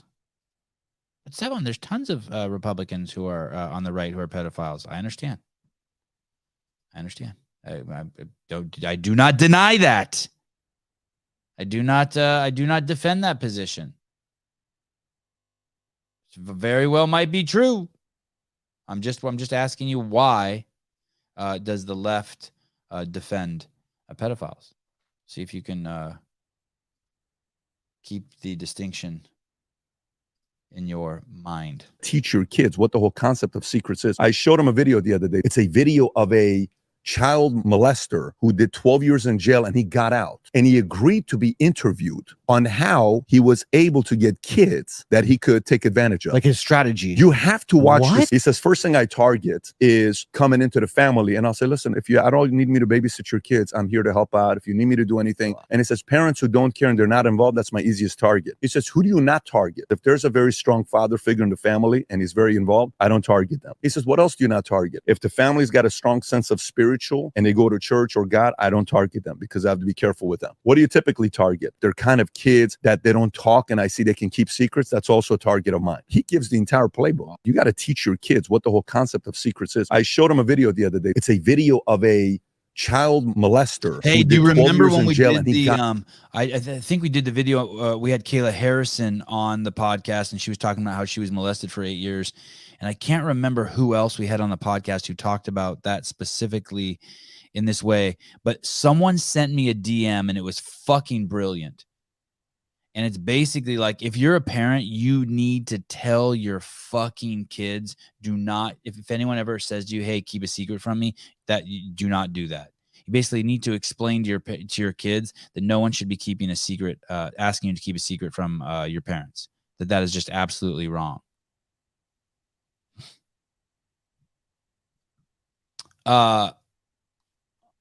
This is great. This is great. I feel like I'm about to get checkmated. I feel like a cat that's been cornered. Sevan, do you think people who put their carts away are Democrats or Republicans? I think, off the top of my head, I'm going to say Republicans put their carts away. I mean, the nicest place I've been in the country with the nicest people is in the South, by far. By far. And I just see those people as Republicans and putting their carts away. They're Republicans. Look at Philip. But hey, you're not going to get off that easy, Zeron, or whatever the fuck your name is.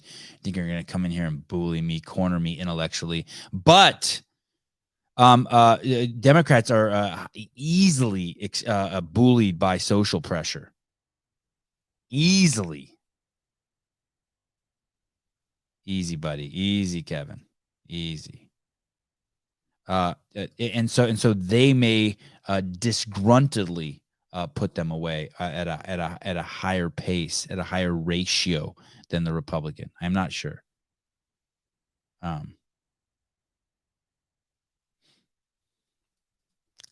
Daniel Arnson, whatever happened to Sevan, Josh, and Matt? I mean, this content is second to none, but just curious. Oh, good. I was about to snap. I think I've talked about that like 100 times. Have I? Does that, someone asked me? I'm open to talking about it again. There's no secret. I just I don't. I don't want to exhaust you guys. I don't want to. I'd love to have Matt on the show. Be great. Okay, I'll send him an invite. Oh, 200. Magnus thinks it's 200 times I've said it. I'm sure. Listen, what's your name? Arnson, David. I'm sure I'll talk about it again, but just not right now. I apologize. But okay, here we go. And act. You have to call the men who talk too much. I get really mad when people. How do people get that joke? Do people know enough trannies to know that they talk too much? It's a very popular joke. I know. I'm going to invite Justin on soon. I'm making a list. I'm going to invite Justin on soon. I'd like to get Ellie back on. I'll send an invite to Matt. I think it's time. I think he will say not at this time, but that's okay. That it is okay. It is. Depending on the mood I'm in, it's okay. I'm humble Sevan right now. It's fun. It's fine. If you want to see Matt, see him with Katrin. No. Matt is so dry. His podcast with Katrin is terrible. It was quick. I was good with it. We talked at length about it. Yeah, maybe that David I saw a comment that David just made that CrossFitters talk about CrossFit too much. And I guess that shit can get kind of old, right? I think even to them, it gets kind of old. I don't know if this is true, but this sounds true. This, even if it's not true, you can see the playbook here. Like, don't think that, oh, Anthony Davis. I'd love to have Anthony Davis back on too. I really enjoyed him. I should have, God, wouldn't it be great if Anthony made it to the CrossFit Games? Here we go. Rockefellers on women liberation. I wonder if I was thinking about maybe sending this to my mom. I wonder if she knows stuff like this or what she would think about this. Here we go. This is Aaron Russo, a filmmaker and former politician. To his left is Nicholas Rockefeller of the infamous Rockefeller banking and business dynasty. After maintaining a close friendship with Nicholas Rockefeller, Aaron eventually ended the relationship, appalled by what he had learned about the Rockefellers and their ambitions. He was at the house one night, and we were talking, and he started laughing. He said, Aaron, what do you think women's liberation was about? And I said, I'm pretty conventional thinking about it at that point. I said, I think it's about women having the right to work, getting equal pay with men, just like they won the right to vote, And he started to laugh. He said, you're an idiot. And I said, why am I an idiot? He said, let me tell you what that was about. We, the Rockefellers, funded that. We funded women's lib, And we're the ones who got all over the newspapers and television, the Rockefeller Foundation. He says, and you want to know why? He said, there were two primary reasons. And one reason was we couldn't tax half the population. And the second reason was, now we get the kids in school at an early age. We can indoctrinate the kids how to think. It breaks up the family.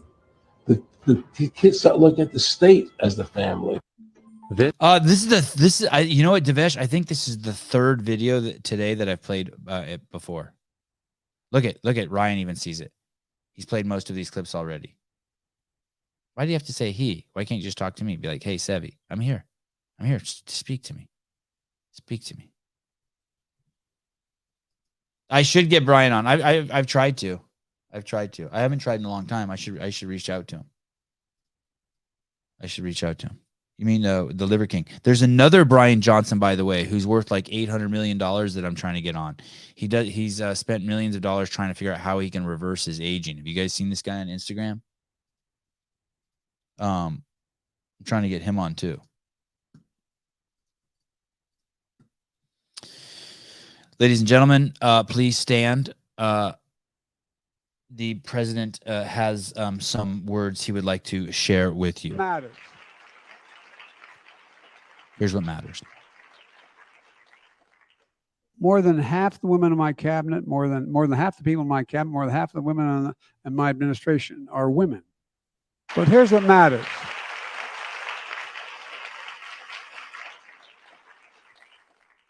More than half the women in my cabinet, more than half the people in my cabinet, more than half the women in my administration are women. But here's what matters. This is an interesting question. Hey, Sevan, who is the how about Mrs. Sevan Haley? No, not that. Hey, Sevan, who is the most woke CF Games athlete? That is a very interesting question. Sometimes I wonder what these people talk about, because I know that there's woke people and not woke people mixing, and it's like, are there just huge sections of your brain and things you can't talk about? I totally wonder about that. How they reconcile their training space when, you're just not allowed to be like, hey, what do you think about that guy who got beat up in the subway today? Or, hey, I know it's uncomfortable to talk about, but 40 million babies have been aborted, and do you think that's murder? Like, what the fuck do these people do with their lives? And basically, if they don't talk about that stuff because it's sensitive or whatever fucking bullshit excuse they have, I think that's what you guys kind of see and exhibited in the interview with Matt and Katrin. It's like everyone has to stay in their lane of conversation. I imagine these training camps are kind of like living in China. There's just really, really it's an interesting landscape to navigate intellectually. You have to also remember a lot of these people are young and don't know shit. they're still working on just talking. Zeron appreciates 99 cents for a Band-Aid for trying to beat me up. I appreciate it. And it's something. David Weed, White Lives Matter. So, always. Anyway, the president thinks that women matter because they're women. And I think that's a good enough reason for them to matter. I'm cool with that. Here we go.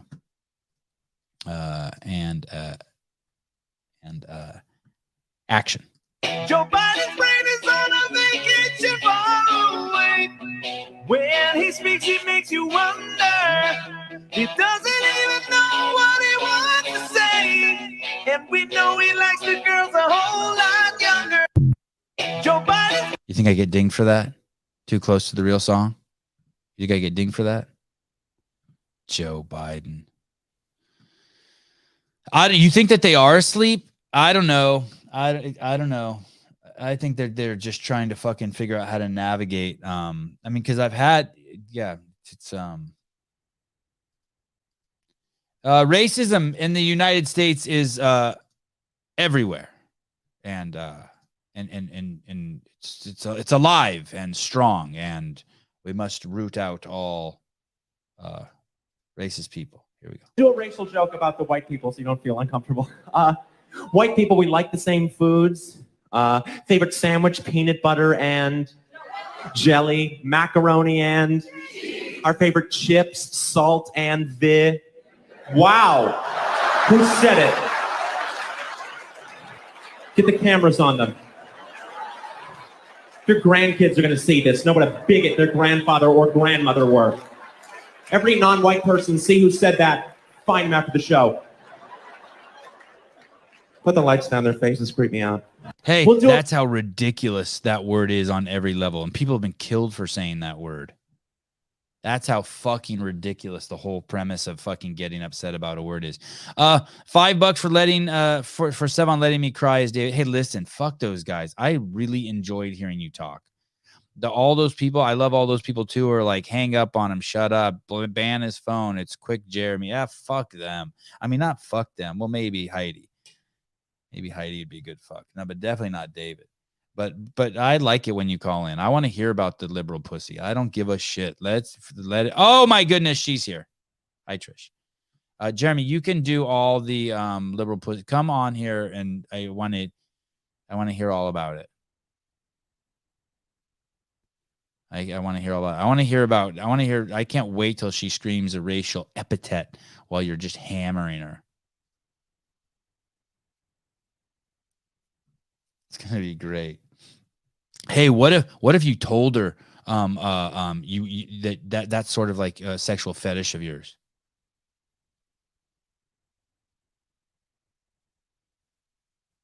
You need it to climax. You need her to say some shit. Like, just be like, yeah, Miss Woke, what I really need you to say about 6 minutes into this is, you my nigga. Give it to me, my nigga. And see what she says. Be like, is that okay? Could you say that? By the way, if you do that, please record the audio on that. Please, please, please, please, please, please, please, please. Not the video. It's a little far. And if she won't do it, tell her she's racist because she's not accommodating the black man. Flagged. Damn it. Oh, my God. Hey, what about this? Jeremy, what if you have her say, give it to me, you dirty kike? She's like, oh, my God. And then if she says, what, that's so wrong, Jeremy. Why? Because I don't want to ask you to say the N-word. I'm serious. If you do that, you should. There's some good memes there. Heidi would do it if she was your girlfriend. Heidi would definitely do it. Double flagged. Yeah, that's probably true. Anita dicking me. Oh my goodness, I know a guy. Sevi, would you consider recording some naughty sound bites? Yeah, whatever. I'll record it. Take them from the show. Make me proud. Oh, please. I met one of your boyfriends before. Juan. He said you referred to him as a spick all the time. Yeah, and I can't believe I'm fucking diming you out, but I know, Heidi. He also told me that you made him take him to Home Depot and you'd sit in the cart and you'd make him push him, or you'd make him push you around. You'd tease him, pretend like to buy him shovels and shit, but not really buy him shit. I know.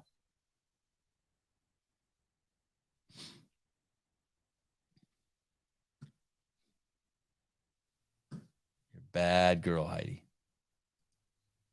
Bad girl. Who is the second wealthiest player ever to play in the NBA? Do you guys know? I had no idea. I still don't know. I watched this clip and I still can't remember his name. This is the second wealthiest guy ever to play in the NBA behind Mr. Michael Jordan. Kind of cool to hear this guy's story. Here we go. Action. You know who the second wealthiest former NBA player behind Michael Jordan is? Go ahead, I'll give you a second because I didn't know. Well, it's Junior Bridgman with a net worth exceeding $600 million. So how do you do this? Well, Bridgman played in the NBA for 12 years from 1975 until 1987, beginning with the Milwaukee Bucks, never made more than $350,000 a year. Well, Junior worked at Wendy's during the offseason to learn the business, eventually owned more than 160 Wendy's, 120 chili restaurants, and now a Coca-Cola bottling plant. Crazy. Now, at the peak of the company, he employed over 11,000 people and brought in over a staggering $530 million in annual revenue, selling it in 2016, hence all the money. And following the major success in the fast food business, he's now a bottler for the Coca-Cola company, serves as president and CEO of Heartland Coca-Cola. Now, as it continues on, he's still the current owner of Ebony and Jet magazines, serves on the PGA Board of Directors, the Naismith Basketball Hall of Fame Board of Governors, and lastly, the Churchill Downs Board of Directors. You guys crazy fucking busy. So if you knew, kudos to you. If you didn't, you're like me and thought you knew. Sports, you know. Do you know who the second wealthiest former NBA player Crazy, behind right? Michael Jordan Crazy. is? Let's hear his name one more time. I'll give you a second because I didn't know. Well, it's Junior Bridgman. Junior Bridgman. Doesn't sound like a junior to me. Oh, you guys, listen to this. One of the best Frisbee golfers got back to me in the DMs. Yeah. I'm so excited. You know why I'm excited? Because I like to impress Brian. And I think Brian's going to be impressed. Yeah. Oh, okay. We'll come to Sky Park. We will come to Sky Park. Oh, shoot. I'm not supposed. My wife doesn't want me telling people where I'm going after the show. She's a little paranoid like that. Excuse me. We will come to, let me see. We will come to Mike Fox. I just switched it up. Okay.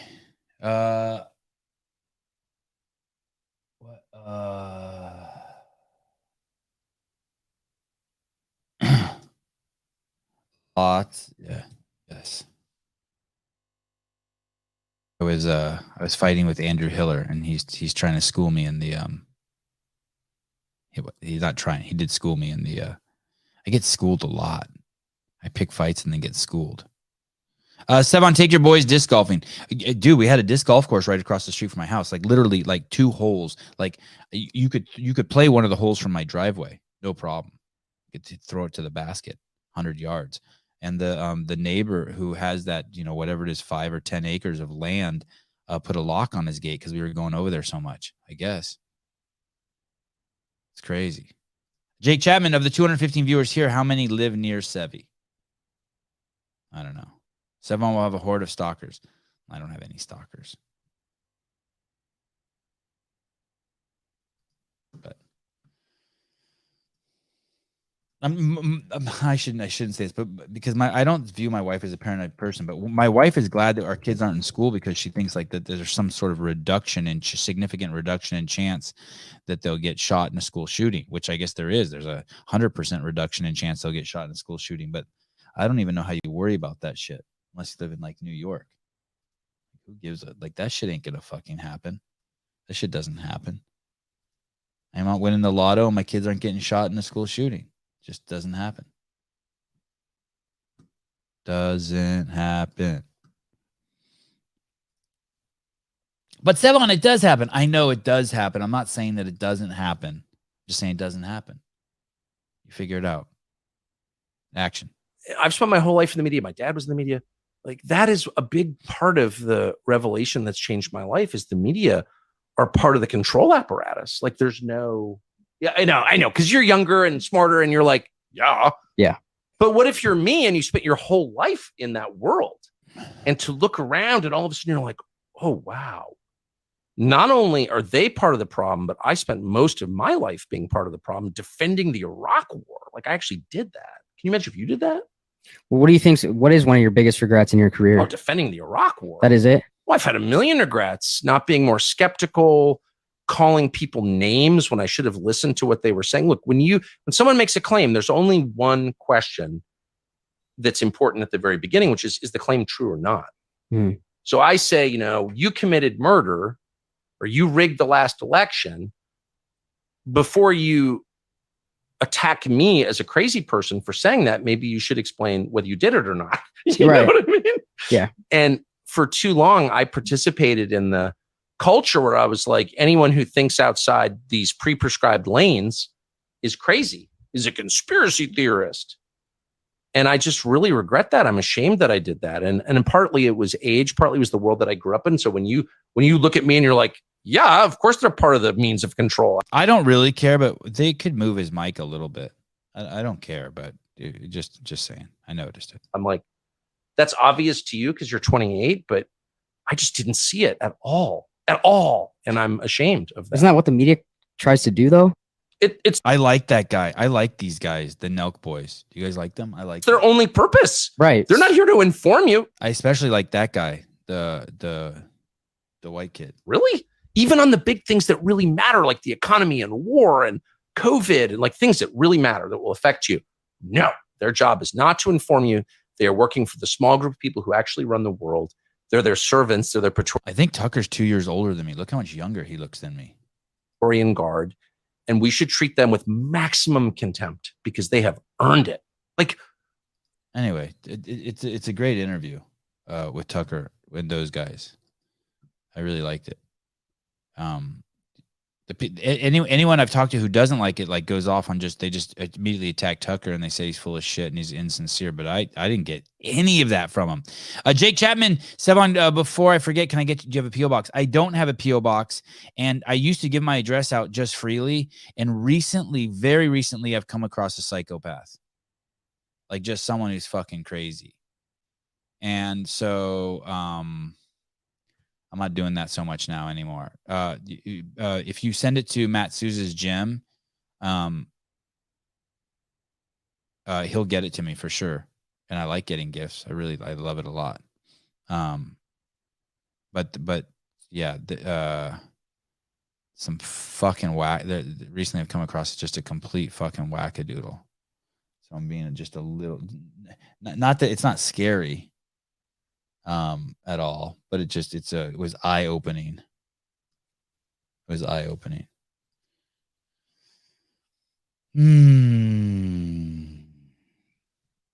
We're cruising. I think this is Joe Rogan. Oh yeah, there it is. Tag Joe Rogan. Here we go.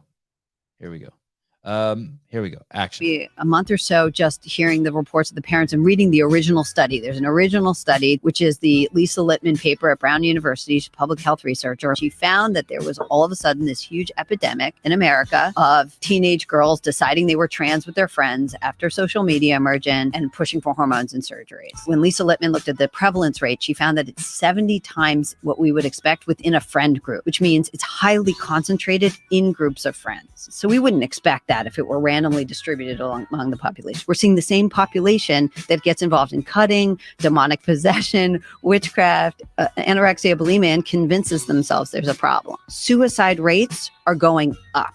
You would think the suicide rate would be going down with greater acceptance. It's really, an area of real concern. I think it's really pretty clear that one more manifestation of these girls who we know are involved in a lot of cutting and all kinds of self-harm, this is one form of self-harm for them. I spent Hey, so what's crazy about that is there's another side to this too. So that's what she's spinning it that way. She's basically saying that, hey, you get one or two girls doing it, then 3 girls and 4 girls, and it becomes like this trendy thing, right?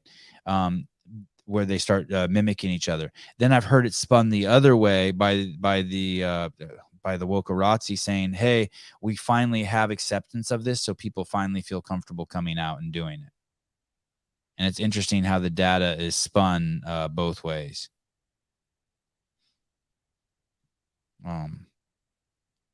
So, Heidi, you in Jason Ackerman's sauna? Where is that? I thought I saw a comment.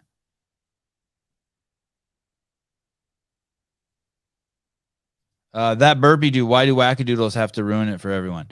Crazy egos. Crazy egos. Crazy egos. Fucking. Yeah, I don't know. But whatever. I'm not. If you're sending less than $1,000, send it directly to Sousa. If you're sending $1,000 or more, I'll give you my personal address.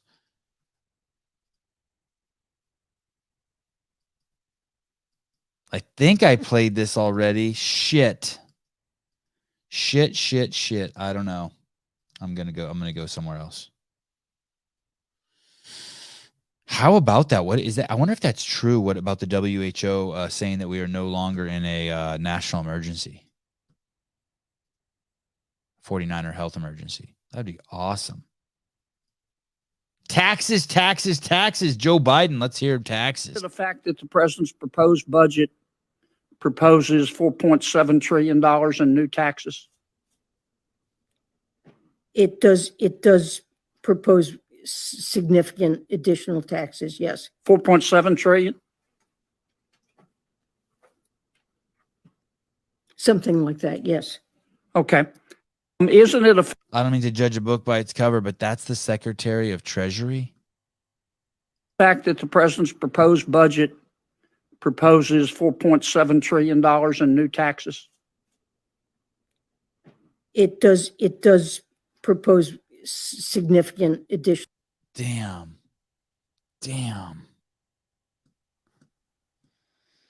Jake Chapman, old white people know everything. Oh, why, Jake? Why? Why must you go there? Fucking nuts, dude.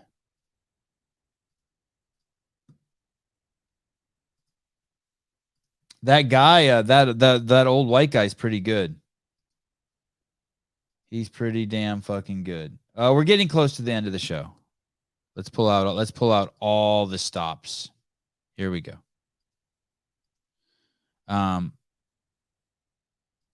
Here we go. Zuron, I will be sending $1,000, 99 cents at a time. I actually appreciate that. Thank you. Payment plans are my favorite.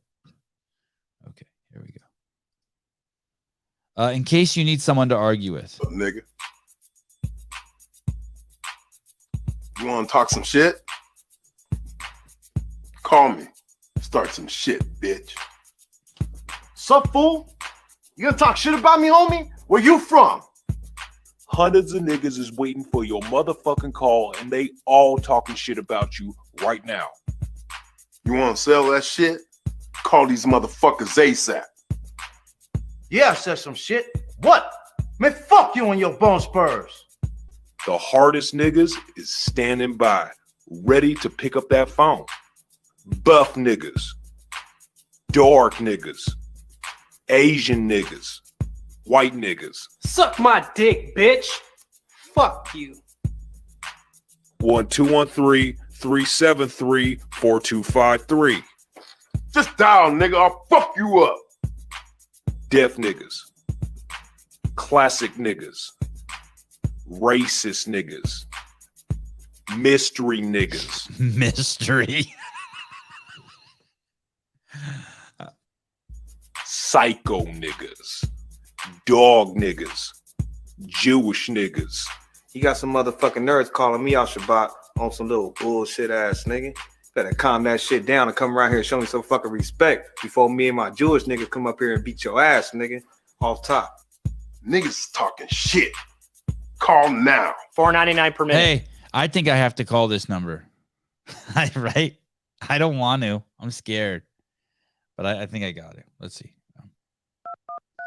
213-373-4253. You think if I actually prepared for the show, I'd vet this. Okay, here we go. 53. Okay, here we go. Let's see.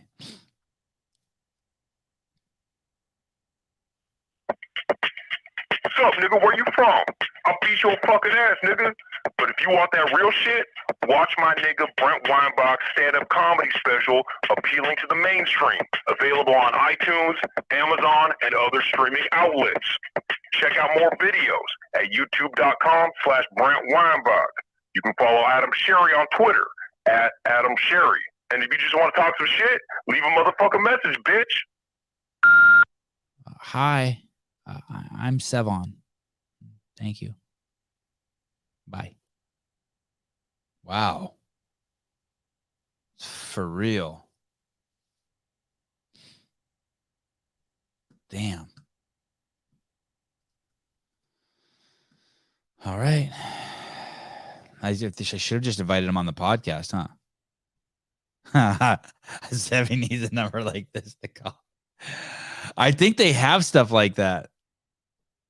I think they have like I can like get a phone number and you guys can call in and then I can play the messages you leave on the phone. I think that's like some service that's been offered up to us or something. That was crazy. All right. So that I wonder if I had to pay $4.99 for that.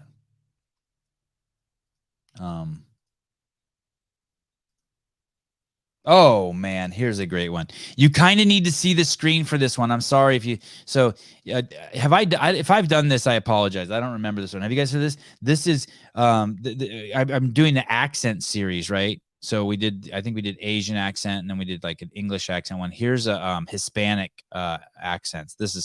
I love this, and these are Hispanic accents that are saying all of the like store names like Walmart and AT&T and Home Depot. But this is some fucking good shit. Matt Sousa's in the house. It's okay, Heidi. I was lying anyways. I don't know what you're talking about, but great to see you, Matt. I love your photo, Matt. Gas is $2.83 in Memphis. Holy shit, time to move. Okay, here we go. I present to you how Mexicans Hispanics. What's a Hispanic? The Latin? People south of with the roots south of San Diego. This is how their parents talk. Okay, here we go. Pabellon, Home Depot, AT&T, Walmart, Wendy, Burger King, McDonald's, Little Caesar,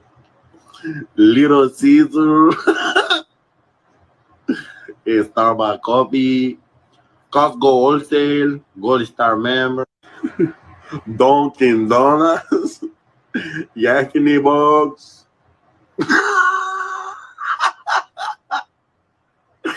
Paris City,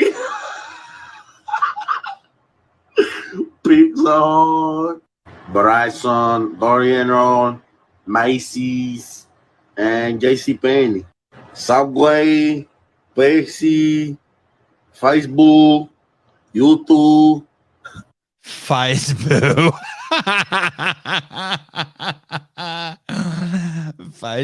YouTube, Conflict. Oh my goodness. All right. Oh, how does it? I don't understand how we don't have 10 fucking million live viewers. How does everyone in the CrossFit space not watch this show? This show is so fucking funny. These things are fucking hilarious. I started crying a little bit just now.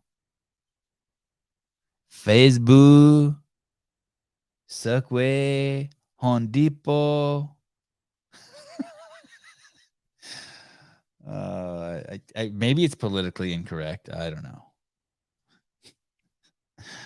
Okay. I think this is a good one to end it on.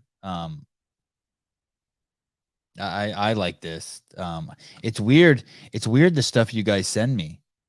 I mean, you guys send me great shit. This is completely fucking out of left field, but it's shit. I mean, how could I not play this? This is a Instagram account called Interesting as Fuck, or Interesting AF, and this is how rattlesnake makes sound. The telltale rattle is made by the rapid shaking together of hard rings of keratin at the tip of the reptile's tail. Keratin is the same protein that makes up our fingernails and hair. The key to the noise is the snake's ability to shake its tail muscle up to 90 times a second. And here we go. This is a rattle from a rattlesnake. I've always wondered how rattlesnake rattles make sound. Well, if you look inside, you'll see it's pretty hollow.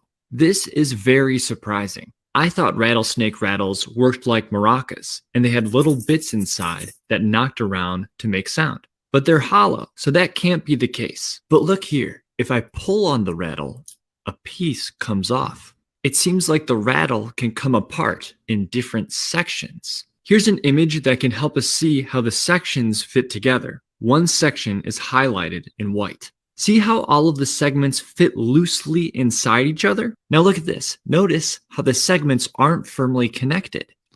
Doesn't that look fun, the way he's pulling on that like that? He's like, it's like so satisfying. They have space to wiggle around and move. So when the rattle is shaken, those segments knock into each other. And that's how a rattlesnake rattle rattles. This is a rattle from a rattlesnake. It's beautifully shot too. I love the green background, and I've always wondered all just how the rattle, like the older rattles, are kind of darker, like have more like it's freaking beautiful. Energy, sensory toy. Yeah, it's cool, man. CK Kevin looks like my back every time I do a deadlift. You guys are so funny.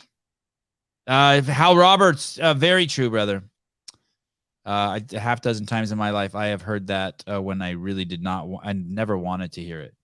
If you have not stumbled upon a rattlesnake, or what's worse is you hear one, like you're climbing on rocks and you hear one underneath you, it is extremely unsettling. All right. Guys, thank you. Tonight, we have a show with Mike Halpin at 6 p.m. What's today? Friday? Yeah. And then tomorrow morning show, I have to cancel because I'm going to a jiu-jitsu tournament. I'm tripping. And I do not work well with I don't like change. It's not that's not a good explanation. It's not that I don't like change. How do I would try take 17. I'm extremely committed to my ritual of waking up every morning at 6 and coming in here and doing the show. And that's going to be interrupted, and I'm struggling with the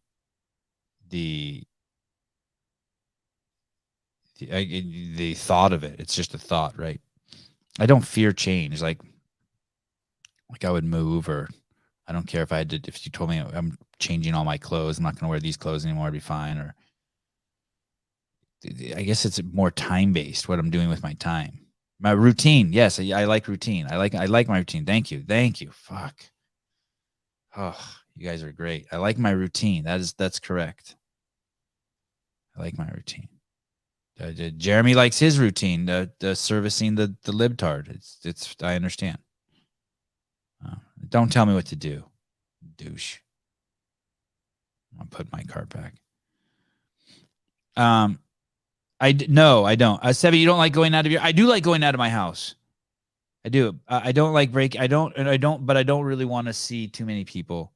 I'm going to go, like, as soon as this is done, I'm going to go out there. And I think I hear my mom is at my house playing the piano with the boys.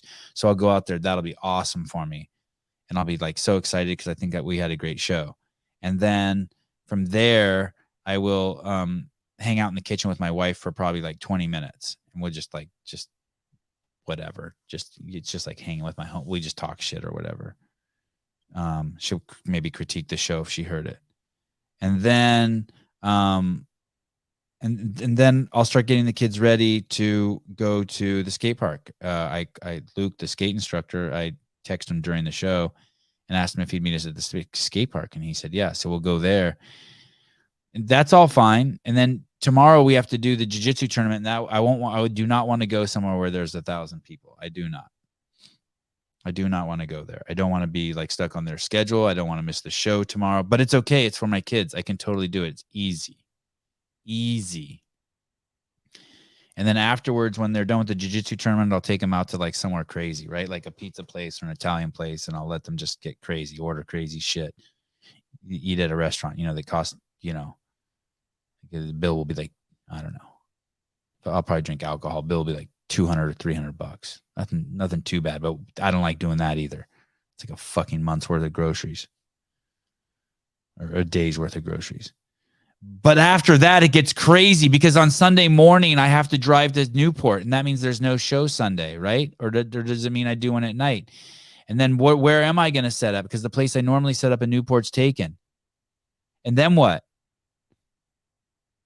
And there's like 2 or 3 places that have been proposed for me to do the show, but I don't want to do it there. But I don't know. I'm going to figure it out. I know. I think Sunday's show will be at night, to be honest. I think it will be late. Yeah, that's what and of course, Sarah's so accommodating, and her hitman Paul is so fucking accommodating. I know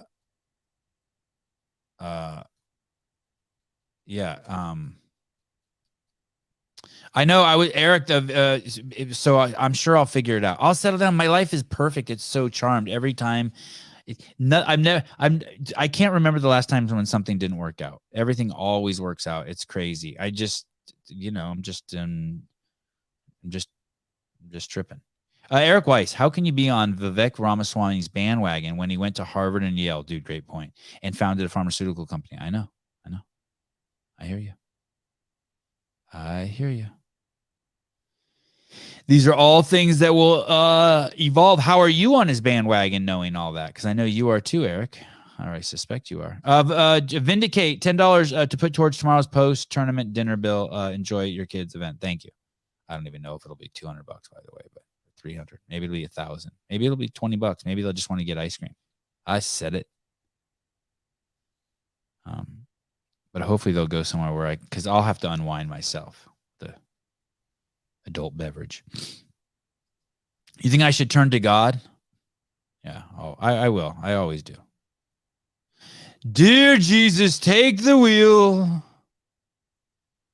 Thank you, Eric. Let's talk about it. Keep educating me, please. You're a good dude. I appreciate that. All right, guys. I'll see you guys this evening. It's gonna be a fun show. Mike Halpin's always a trip, a little weirdo. Brian Friend's also weird. They call it the 3 Weirdo Show, and I'm weird, so it should be fun. Okay. Bye-bye.